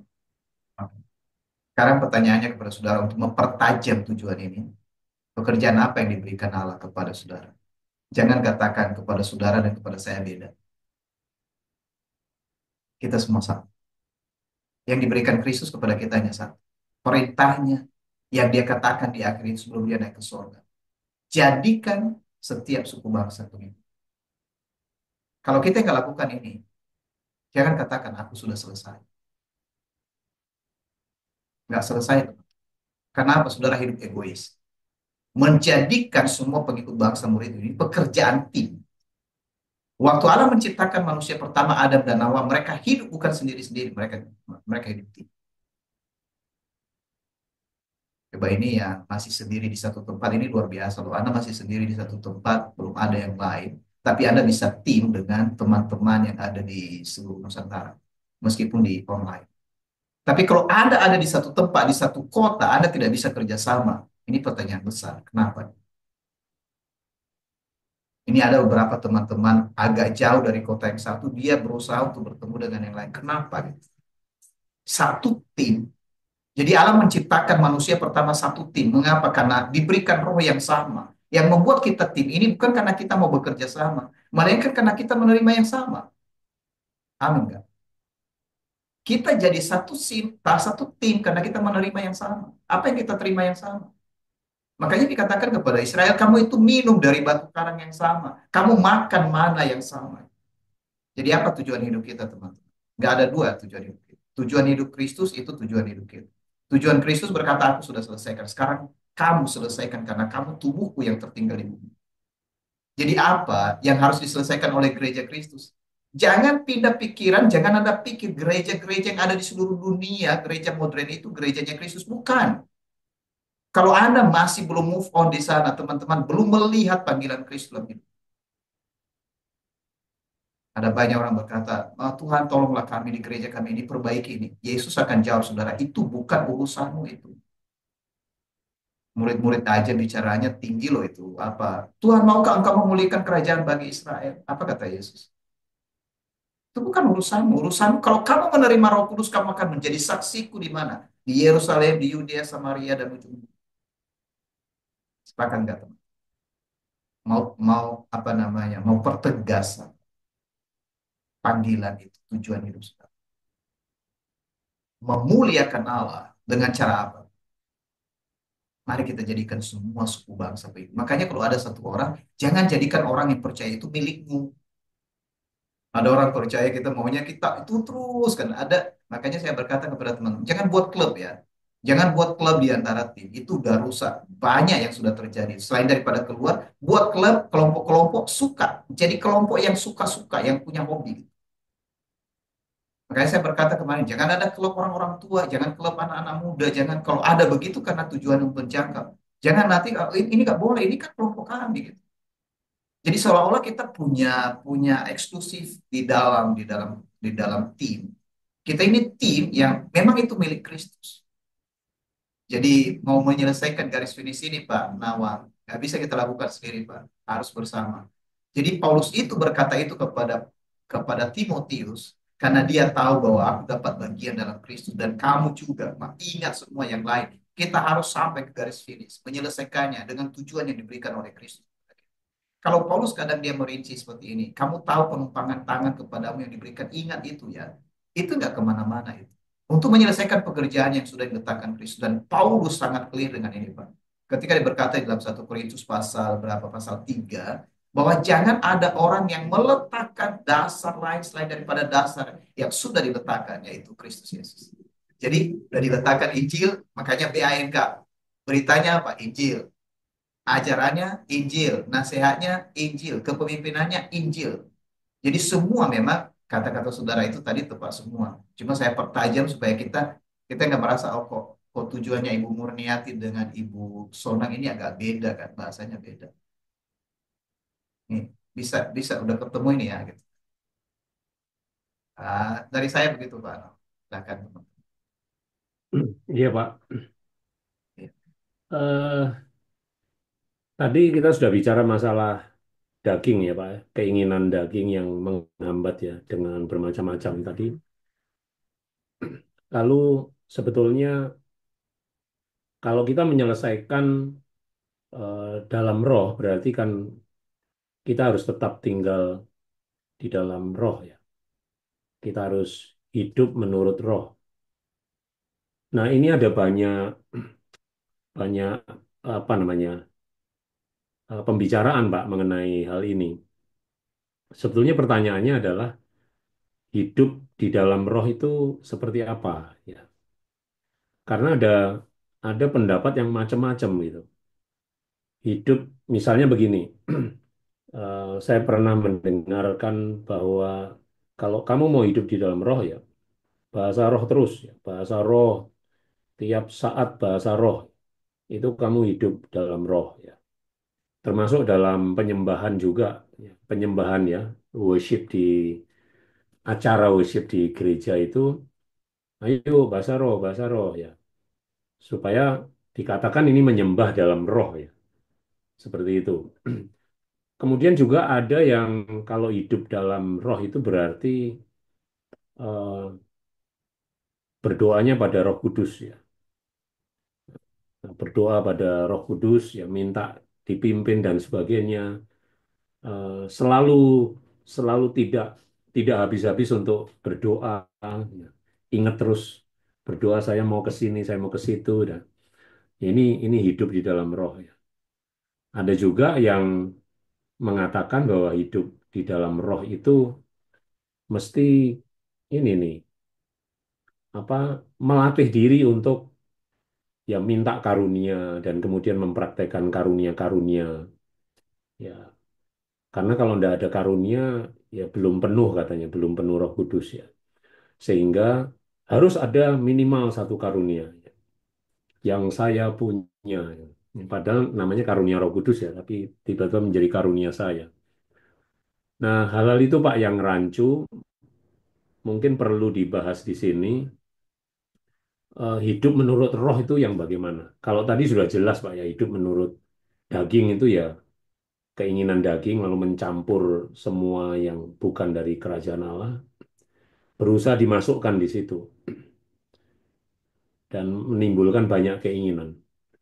Nah, bagaimana sekarang dengan berjalan di dalam roh atau hidup menurut roh?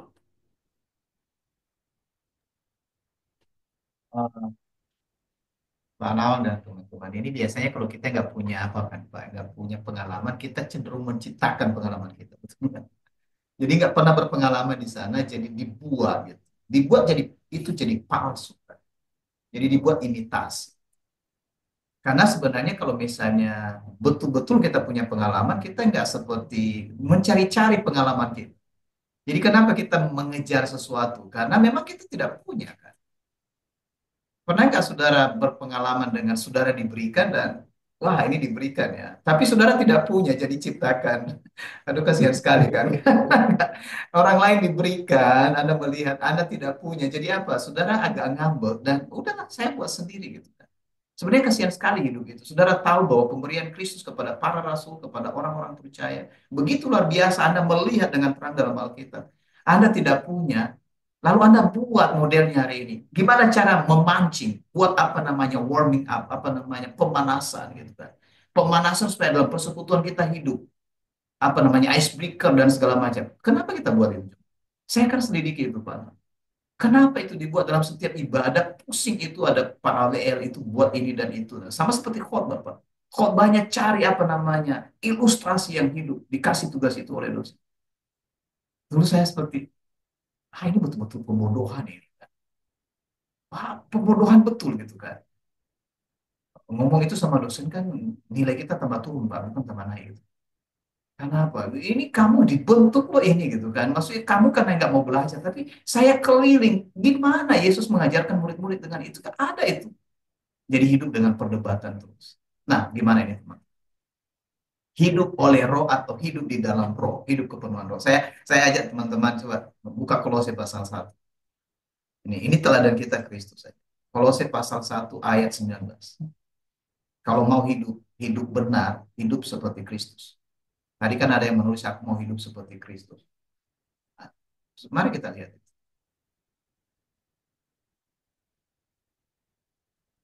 Mau pilih mana saudara? Hidup seperti Yohanes atau Yohanes Pembaptis atau hidup seperti Kristus? Gimana?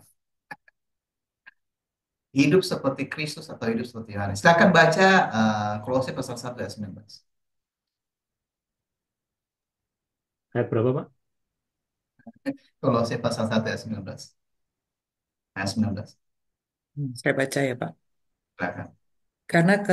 Karena seluruh kepenuhan Allah berkenan diam di dalam Dia. Ya. Berkenan diam di dalam siapa? Sorry, saya langsung tanya ke saudara. Berkenan Dalam di Kristus, dalam Kristus, oke. Kepenuhan siapa? kepenuhan Allah. Ibu mau kepenuhan Allah, kepenuhan Kristus, atau kepenuhan Roh? Hah? Ya semua lah, Pak. Ayo, teman-teman ini Kak, sahabat ini guru ini setiap berbahasa roh gimana waktu belanja supermarket pakai bahasa roh. Wah. Ya, supaya ngitungnya nggak salah pakai bahasa roh kan gitu. Kita hidup oleh roh, bukan berbahasa roh. Kita hidup oleh roh karena Kristus itu penuh roh. Oke, mari saya tanya teman-teman. Coba berikan satu ayat kepada saya yang menyatakan Yesus lagi berbahasa roh. Ayo, ayo. Nggak ada, Pak. Cepat sekali jawabnya. Udah selidiki, cek dulu. Tanya AI, tanya Google gitu kan. Yesus berbahasa roh. Gitu kan. Makanya saya bingung orang-orang Kristen ini hidup sama siapa ini, hidup siapa ini. Sampai-sampai Paulus berkata kepada orang-orang Korintus, kamu tahu aku masih lebih banyak bahasa roh darimu gitu. Ini Paulus ini maksudnya apa? Mau lomba juga dengan jemaat di Korintus? Teman-teman siapa yang belum bisa bahasa roh angkat tangan, biar saya ajarin sudah. Nah, ada yang ini nanti orang ini kalau latar belakang karismatik ini panas kupingnya ini Pak Oni ini kan wah ini saya ini karismatik teman-teman bukan saya mau tunjukkan kepada saudara adanya banyak dari mana rupanya itu karismatik dari Protestan kan? Dari mana Protestan itu dari Katolik dari mana Katolik itu dari Ortodoks dari mana Ortodoks itu ya udah sendiri gitu orang Kristen yang milik Kristus itu nggak ada dia kalau mau ikut Yesus seperti apa bahasa roh itu apa roh itu dari mana roh itu bukan dari dunia dari atas dari surga. Ada yang tanya gitu. Waktu Adam dan Hawa berbicara, saya mau tanya saudara, mereka pakai bahasa apa? Bahasa roh atau bahasa apa?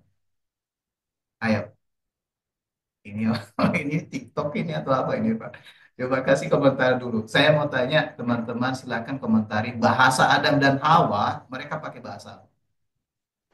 Ada yang Bahasa jawab. manusia, Manusia. bahasa manusia. Oh, bahasa manusia. Bahasa manusia itu apa? Gitu? Manusia itu siapa rupanya? Kita. Saudara ya? Adam, Adam ya Adam ya. Adam itu manusia. Kalau Hawa itu kan bukan manusia. Ada yang keberatan. Hawa itu bagian dari manusia. Berarti kalau bagian dari manusia berarti itu apa? Manusia kan? Manusia. Tapi manusia itu Adam. Jadi kita ini semua sebenarnya dari Adam. Berarti ada laki-laki dan perempuan sama aja. Kita itu Adam. Berarti laki-laki gitu. Nanti kalau di sorga semua jadi seperti, halo, bisa buka kapan? Ini kan bukan TikTok, ini bisa buka apa semua lo ngomong kan. Kalau kalau nanti di sorga kita semua seperti Roh, Pak. seperti ini karena ini terpengaruh dengan apa pertanyaan panel ini Ibu Adina.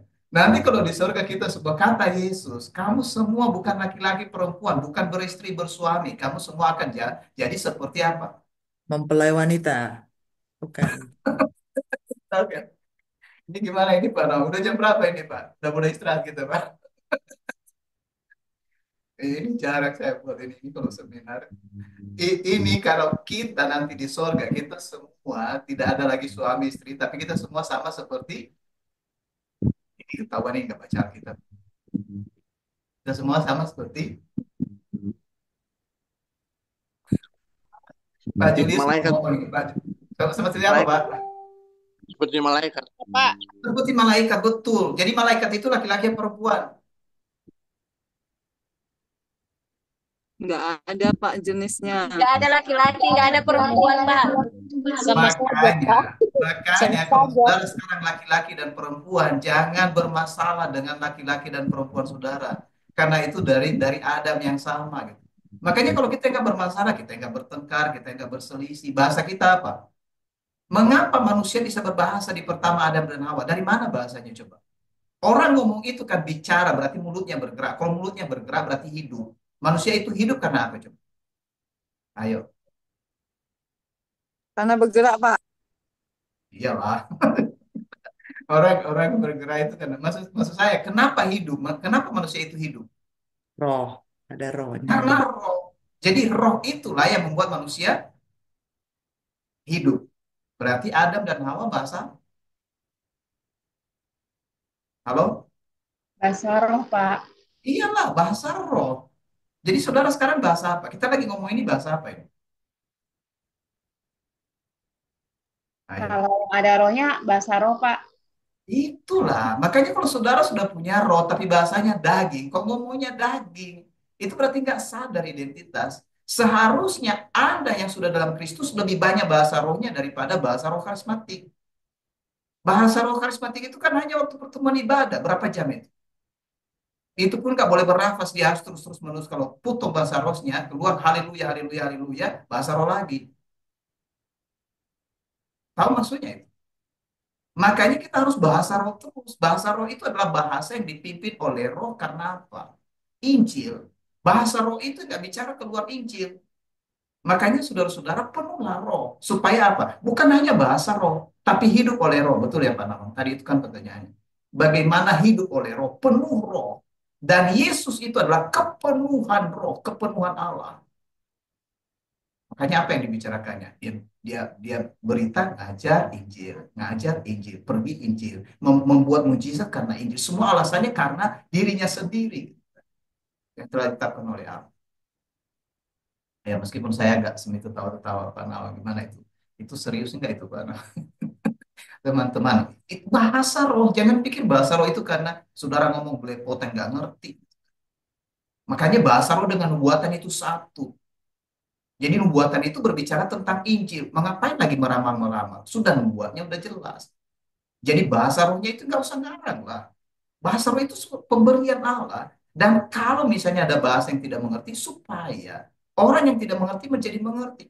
Saya mau tanya, saudara di awal sebelum mengalami Injil, ngerti nggak Injil?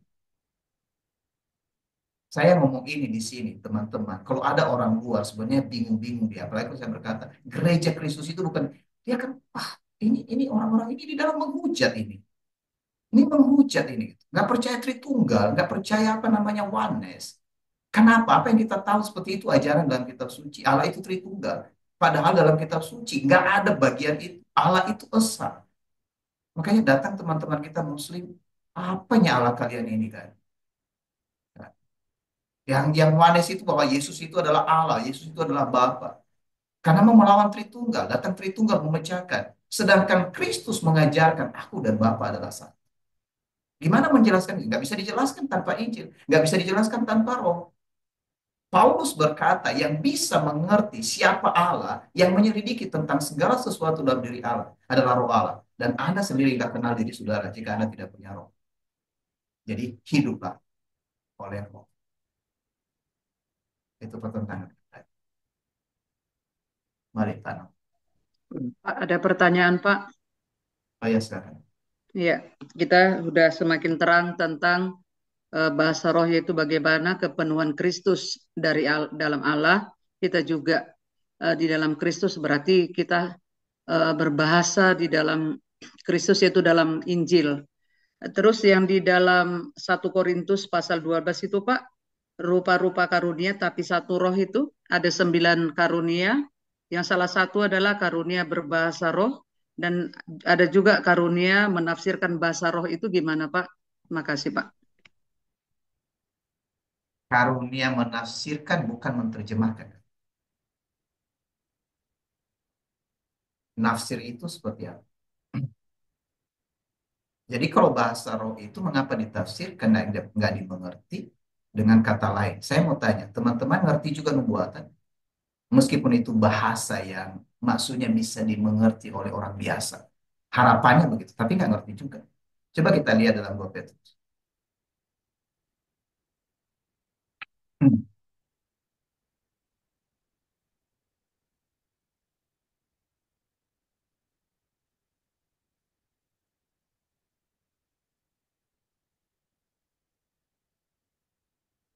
Oke, 2 Petrus.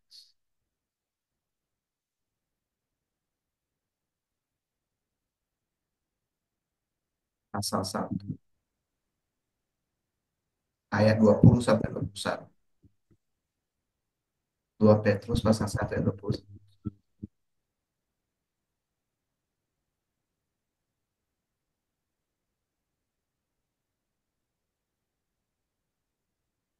Silakan.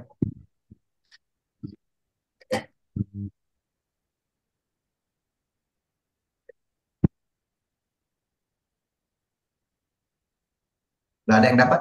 2 Petrus pasal 1 ayat 20-21. Saya baca, Pak. 2 Petrus 1 ayat 20 dan 21. Yang terutama harus kamu ketahui ialah bahwa nubuat-nubuat dalam kitab suci tidak boleh ditafsirkan menurut kehendak sendiri. Sebab tidak pernah nubuat dihasilkan oleh kehendak manusia, tetapi oleh dorongan Roh Kudus orang-orang berbicara atas nama Allah. Saya mau tanya teman-teman, apa saja pekerjaan roh di antara orang-orang yang sudah menerima Injil? Cuma bahasa roh. Halo? Apakah hanya bahasa roh yang dikerjakan oleh roh di antara kita? Jawabannya, bukanlah. Itu dulu yang kita sadari, supaya kita nggak terjerat dengan semua ini. Sama seperti pertanyaan, ada pertanyaan Ibu Sandrita kan, menyembah dalam roh dan kebenaran. Ini dikutip aja, menyembah dalam roh dan kebenaran, harus kita berbahasa roh. Nah, emangnya waktu itu Yesus menyuruh siapa namanya? Perempuan Samaria berbahasa roh, enggak kan? Selesai berbicara dengan Yesus, perempuan Samaria langsung berbahasa roh di luar dengan apa? Menceritakan Injil. Itu sebenarnya bahasa yang setara dengan nubuat dan bahasa. Makanya mengapa diterjemahkan bahasa roh? Mengapa ditafsirkan bahasa roh? Mengapa ditafsirkan nubuatan? Supaya mengerti. Maka perhatikan baik-baik. Yang paling penting dalam Alkitab adalah mendengar dan mengerti. Halo? Saya. Yang paling penting dalam Alkitab adalah mendengar dan mengerti. Masih ingat apa yang dikatakan oleh Samuel kepada Saul? Mendengar dan mengerti, memperhatikan itu maksud. Jadi banyak orang dengar tapi nggak ngerti. Jadi mengapa perlu ditafsirkan? Makanya kalau kita baca Alkitab, Alkitab itu kan isinya semua tentang nubuatan. Kalau nubuatan itu berasal dari mana? Nubuat dari roh. Berarti kalau nubuat dari roh, dia berbicara kepada para nabi pakai bahasa apa? Bahasa roh. Betul ya? Bahasa roh. Jadi roh yang berbicara kepada mereka. Nah, jadi di sini kenapa tadi dikatakan bahwa dibutuhkan penafsir? Karena kalau misalnya orang itu berbicara dengan bahasa yang belum dipahami, ya udah ditafsirkan apa maksudnya itu. Jadi siapa yang bisa menafsirkan bahasa yang diucapkan orang yang kalau misalnya ada bahasa roh yang disampaikan di tengah-tengah jemaat. Saya bukan berkata nggak ada bahasa roh. Saya tidak juga berkata tidak ada bahasa lidah sampai sekarang. Tidak ada juga petunjuk yang mengatakan sudah berhenti bahasa roh. Enggak, yang dikatakan dalam kitab suci bahwa bahasa roh akan apa namanya bahasa roh? Apa namanya? Karunia roh termasuk nubuatan, pengetahuan akan berhenti, tetapi kasih kekal selama-lamanya. Makanya Paulus berkata, kok kita ini gimana? Aku membahas kepadamu seluruh bahasa roh, tetapi aku menunjukkan kepadamu karunia utama. Jadi Ibu Ana dan teman-teman, karunia yang paling utama sebenarnya apa? Karunia utama apa? Bukan bahasa roh. Karunia utama itu adalah kasih. Coba lihat nanti di 1 Korintus pasal berapa itu, pasal 12 ayat terakhir itu. Sebelum pasal 13. Kasih. Jadi kalau kita ada kasih, kasih apa? Ya ini diperluas lagi nanti kasih. Jadi kalau disuruh menafsirkan itu memang artinya begini, kalau ada yang lakukan itu di dalam ibadah dan tidak ada penafsir, suruh aja berarti orang itu. Tapi maksud saya saudara-saudara, ibadah kita kan bukan ibadah di gereja seperti sekarang, ibadah para pengikut pengikut Kristus itu kita coba dengan meskipun ini masih di online ya, di pipa, ibadah kita di sana yang banyak kita dengarkan itu nubuatan agak susah bahasa roh memang kalau dikasih kesempatan orang bahasa roh kan agak susah memang. Cuma maksudnya untuk apa bahasa roh? Saya mau tanya teman-teman, untuk apa bahasa roh? Ada yang mau jawab? Silakan berikan jawaban satu saja. Untuk apa bahasa roh? Untuk membangun diri sendiri, Ya. eh, untuk membantu dalam berdoa. Jadi bahasa roh juga sebagai tanda ya, tanda, Tanda ya. level tanda, level tanda bagi orang yang tidak percaya. Oke, saya kira begitu. Gimana Bu Ana itu menolong? Atau gimana Pak Nawang bisa menambahkan? Ya, makasih Pak, sangat menolong Pak. Ya. Ya Pak, ini menarik ya, semakin jelas supaya supaya kita juga jangan terombang-ambing ya dengan ajaran ini. Saya harap ini menjadi jelas mengenai bagaimana kita hidup menurut roh. Kita tidak mungkin hidup menurut roh kalau tidak penuh oleh roh. Ya. Dan ya tadi soal bahasa roh juga menjadi jelas buat kita. Berbahasa roh, bahasa yang baru adalah apa yang dikatakan roh juga kepada dunia. Dan roh tidak berkata sesuatu yang lain kecuali Injil. Dan apabila itu tidak dipahami ketika pemberitaan Injil atau ajaran tidak dipahami, maka perlu ditafsirkan dalam arti diperjelas ya, untuk menjelaskan supaya orang lain mengerti apa yang sedang dibicarakan. Saya harap ini menjadi jelas ya. Kita tidak mungkin hidup oleh roh kalau tidak penuh dengan roh. Karena seringkali saya melihat begini, ada banyak orang yang eh, menuntut ya, menuntut saudara seiman ya, menuntut orang-orang percaya lainnya untuk berubah ya, hidupnya berubah. Misalnya yang merokok ya jangan merokok lagi, yang suka minuman keras ya jangan minum lagi, yang punya kebiasaan buruk dalam berkata-kata ya jangan begitu lagi. Jadi ada eh, lalu kemudian dinyatakan begini, kalau hidupmu berubah ya maka kamu itu membuktikan kamu itu penuh dengan roh. Ya seringkali itu ada Pak. Jadi ini seperti kebolak-balik ya. Kita menuntut satu perubahan yang orang lain usahakan sebagai pertanda bahwa itu kepenuhan roh. Ya saya pikir ini kacau sekali ya. Sedangkan perubahan itu eh, atau transformasi yang dikerjakan oleh roh itu dimulai dari penuh dengan roh dan itu akan bekerja dari dalam. Orang yang penuh dengan roh, ya perkataannya akan baru, kelakuannya juga akan baru. Eh, Ya semua baru yang muncul di dalam dirinya. Ini sudah hampir pukul 9 WIB ya Pak.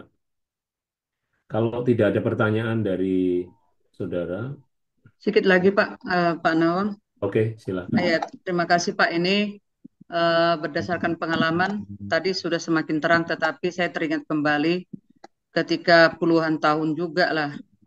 Saya frustrasi karena apa? Nggak bisa bahasa roh. Eh, karena apa? Waktu itu kan ada juga istilah dibilang bahasa lidah atau glosolali gitu ya. Yang untuk yang sebelumnya. Jadi saya latih-latih pun nggak bisa. Akhirnya, eh, tapi sekarang saya bersyukur ya. Untung saya nggak dapat itu. Karena apa? Karena ternyata sebenarnya bahasa roh itu sudah kita mengerti sekarang dan supaya kita paham tentang karunia berbahasa roh ini, kita tidak lagi tinggal di dalam pola pikir lama bahasa roh yang sudah kita pahami sebelumnya, yang sudah termaterai di pikiran begitu ya. Bukan itu sebenarnya. Jadi kalau masih berkecimpung di situ memang sangat sulit mengartikan pengertian bahasa roh ini dan menafsirkan karunia berbahasa roh ini. Tapi bersyukur kita menanggalkan semua konsep-konsep lama itu sehingga kita bisa mengerti bahwa kepenuhan roh dan berbahasa roh itu adalah karena seperti dijelaskan oleh Pak Nawang tadi dan Pak One bahwa dasarnya adalah Injil, kebenaran Injil. Kita percaya kepada Injil yaitu Yesus Kristus dan Yesus adalah kepenuhan Allah dan kita juga ada sama dalam satu roh dengan Yesus dan bahasa bahasa kita bukan bahasa yang lain. Itu Pak ya. Semoga tidak salah. Terima kasih Pak. Ya Pak Oni mau menanggapi? Ah,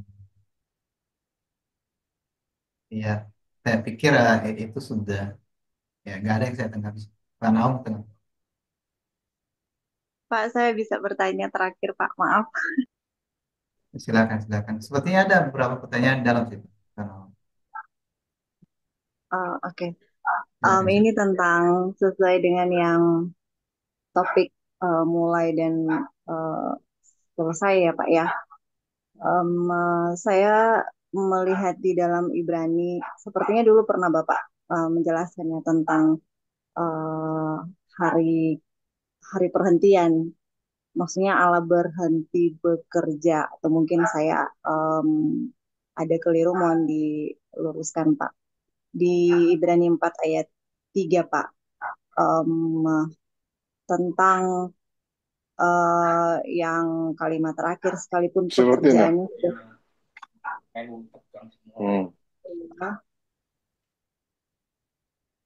saya lanjut ya Pak. Eh, atau saya baca aja keseluruhan. Sebab kita yang beriman akan masuk ke tempat perhentian seperti yang ia katakan, sehingga aku bersumpah dalam murkaku, mereka tak akan masuk ke tempat perhentianku, sekalipun pekerjaannya sudah selesai sejak dunia dijadikan. Nah, saya izin bertanya Pak tentang penjelasan pekerjaannya sudah selesai sejak dunia dijadikan. Itu artinya atau maksudnya seperti apa ya Pak? Terhubung dengan topik malam ini. Terima kasih Pak. Jadi pekerjaan yang sudah itu dari mana tadi ayatnya? Ibrani 4 ayat 3 Pak. Jadi dikatakan sehingga aku bersumpah dalam muka aku mereka tak akan masuk ke tempat perhentianku sekalipun pekerjaannya. Oke. Jadi maksudnya si penulis Ibrani berkata sebab kita yang beriman akan masuk ke tempat perhentian. Jadi akan masuk ke tempat perhentian sekalipun pekerjaannya sudah selesai sejak dunia dijadikan. Jadi pekerjaan apa yang sudah selesai dari Allah itu sejak dunia dijadikan? Jadi sebenarnya semua sudah diletakkan karena cara kerja Allah itu kan dasar. Rancangannya itu menurut kitab suci itu sudah lengkap, tidak ada yang kurang. Dan itu dia sudah selesaikan. Jadi kalau pekerjaan misalnya penciptaan, mengapa ada penciptaan langit dan bumi pertama dan kemudian ada penciptaan langit dan bumi kedua? Jadi sebelum penciptaan langit dan bumi kedua, mengapa ada penciptaan kita manusia yang menurut Efesus itu? Dan itu mengapa Yesus juga katakan bahwa Bapakku bekerja sampai sekarang dan aku bekerja juga. Apa itu? Nah, di sana rupanya pekerjaan-pekerjaan, bukan berarti pekerjaan Allah belum selesai, sudah selesai, sudah matang semua. Jadi tinggal bagian-bagian itu dikerjakan. Jadi artinya begini, Allah itu bukan seperti tukang jam, yang artinya sesudah dia letakkan, udah biarkan aja jam itu apa namanya, bergerak sendiri. Kita itu ketika Allah menciptakan kita, kita didampingi oleh rohnya. Jadi langsung ketahuan kepada Allah, kalau misalnya orang udah lepas roh, dia tidak di dalam roh, jadi ada yang terhilang di hadapan Allah. Jadi Allah mengetahui segala sesuatu sehingga ketika itu terjadi dia masih berusaha supaya orang yang kehilangan rohnya itu bisa rohnya itu kembali kepada manusia itu. Dan itu terbukti kepada kita sampai hari ini. Jadi Allah masih mengerjakan itu. Jadi bisa melihat bahwa Allah sudah menyelesaikan segala sesuatu, tidak ada yang kurang. Jadi itu setara juga dengan Efesus pasal 1 ayat ayat 3 di sana yang mengatakan bahwa ia telah memilih kita sebelum dunia dijadikan. Udah final, udah di sana. Jadi makanya di dalam firman Allah itu ada dua ya. Itu perintahnya dan janji. Di perintah itu ada dua, ketetapan dan peraturan. Jadi apa yang sudah ditetapkan oleh Allah itu tidak bisa diubah apa. Dia sudah tetapkan siapa yang diselamatkan, siapa yang tidak diselamatkan. Maksudnya siapa yang diselamatkan bukan berarti maksudnya saudara-saudara Allah apa namanya membeda-bedakan. Tapi golongan yang masuk dalam keselamatan itu, golongan orang yang masuk dalam pilihan itu udah final itu. Nggak bisa ada di tengah ada interupsi. Meskipun orang berkata, kan bukankah sebenarnya Allah sudah berkata, dia sudah putuskan bahwa orang yang melanggar harus dihukum mati. Kenapa nggak dibiarkan aja orang itu mati? Kenapa dia harus mengutus Yesus Kristus? Loh persoalannya sebelum manusia diciptakan pun Allah sudah menyiapkan semua rencana itu bahwa akan datang Mesias untuk menyelamatkan. Jadi semua dalam rencana Allah sudah lengkap, tidak ada yang kurang. Apakah itu maksudnya? Baik. Iya, itu jelas, Pak. Dan itu meneguhkan. Terima kasih Pak One dan Pak Nawang. Oke, kalau sudah nggak ada lagi ya, saya mau bacakan kesimpulan. Kesimpulan Pak, dari ada dari baby. Oh, Pep nih. Ada pertanyaan katanya. Saya belum lihat. ini bukan pertanyaan ini ya.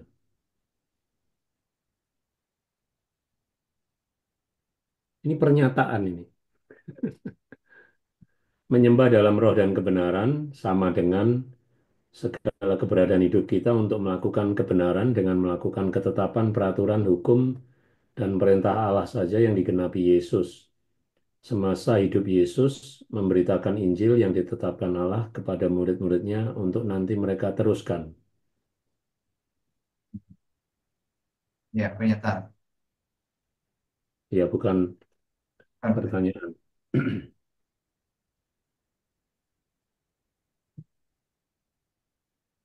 Malah ada pertanyaannya Pak Un ini. Mengapa dalam daftar buah roh tidak ada bahasa roh? ya sebenarnya ada banyak yang sepertinya mau letakkan ini, tapi pastilah teman-teman mungkin nanti di rangkuman Pak Nawa karena tadi itu baik sekali bahwa ketika kita hidup oleh roh itu harus mulai dalam roh. Perhatikan teman-teman, kalau dalam khusus kita jelas sekali bagaimana Allah berbicara dan semua itu didampingi oleh roh. Setuju ya? Dampingi oleh roh, penginsafan, seterusnya. Sampai kita buat pengakuan. Jadi pengakuan itu keluar dalam mulut sebenarnya karena sudah penuh. Jadi tidak bisa tahan lagi, keluar dalam mulut. Kita berbicara oleh roh. Itu kepenuhan pertama sekali. Jadi orang yang mengalami kepenuhan roh, nah itulah orang yang memulai hidup baru. Jadi hidup baru itu kan lahir gitu kan. Dilahirkan oleh roh. Seterusnya. Dan orang yang dilahirkan oleh roh hidup oleh roh. Jadi mengapa tidak ada dalam daftar buah roh yang disampaikan oleh Paulus bahasa roh? Ternyata bahasa roh itu bukan buah, gitu ya. Itu aja. Kembali Pak Nafsa. Ya, jawabannya gampang ya. Mengapa tidak masuk ya karena bukan ya. Gitu. Oke, jadi kesimpulan ada tiga hal di sini.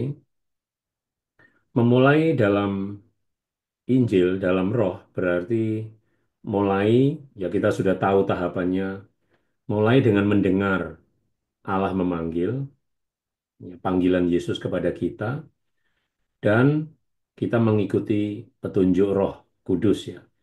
Ini kan mulai dari diinsafkan dan seterusnya sampai kita dipenuhi dengan Roh. Itu kita mulai dari situ. Nah, kemudian dalam perjalanan mengikut Yesus, hambatan yang terbesar adalah keinginan kita sendiri sebenarnya, yang ya kitab suci mengatakan kita dicobai oleh keinginan kita sendiri. Yang pertama-tama memang dari iblis, tapi supaya membangkitkan keinginan kita sendiri untuk mengabaikan kehendak Allah. Bagaimana kita eh, membuat keinginan kita sendiri menjadi hambatan, yaitu dengan cara kita mendengarkan banyak sumber yang lain selain sumber kebenaran yang sejati.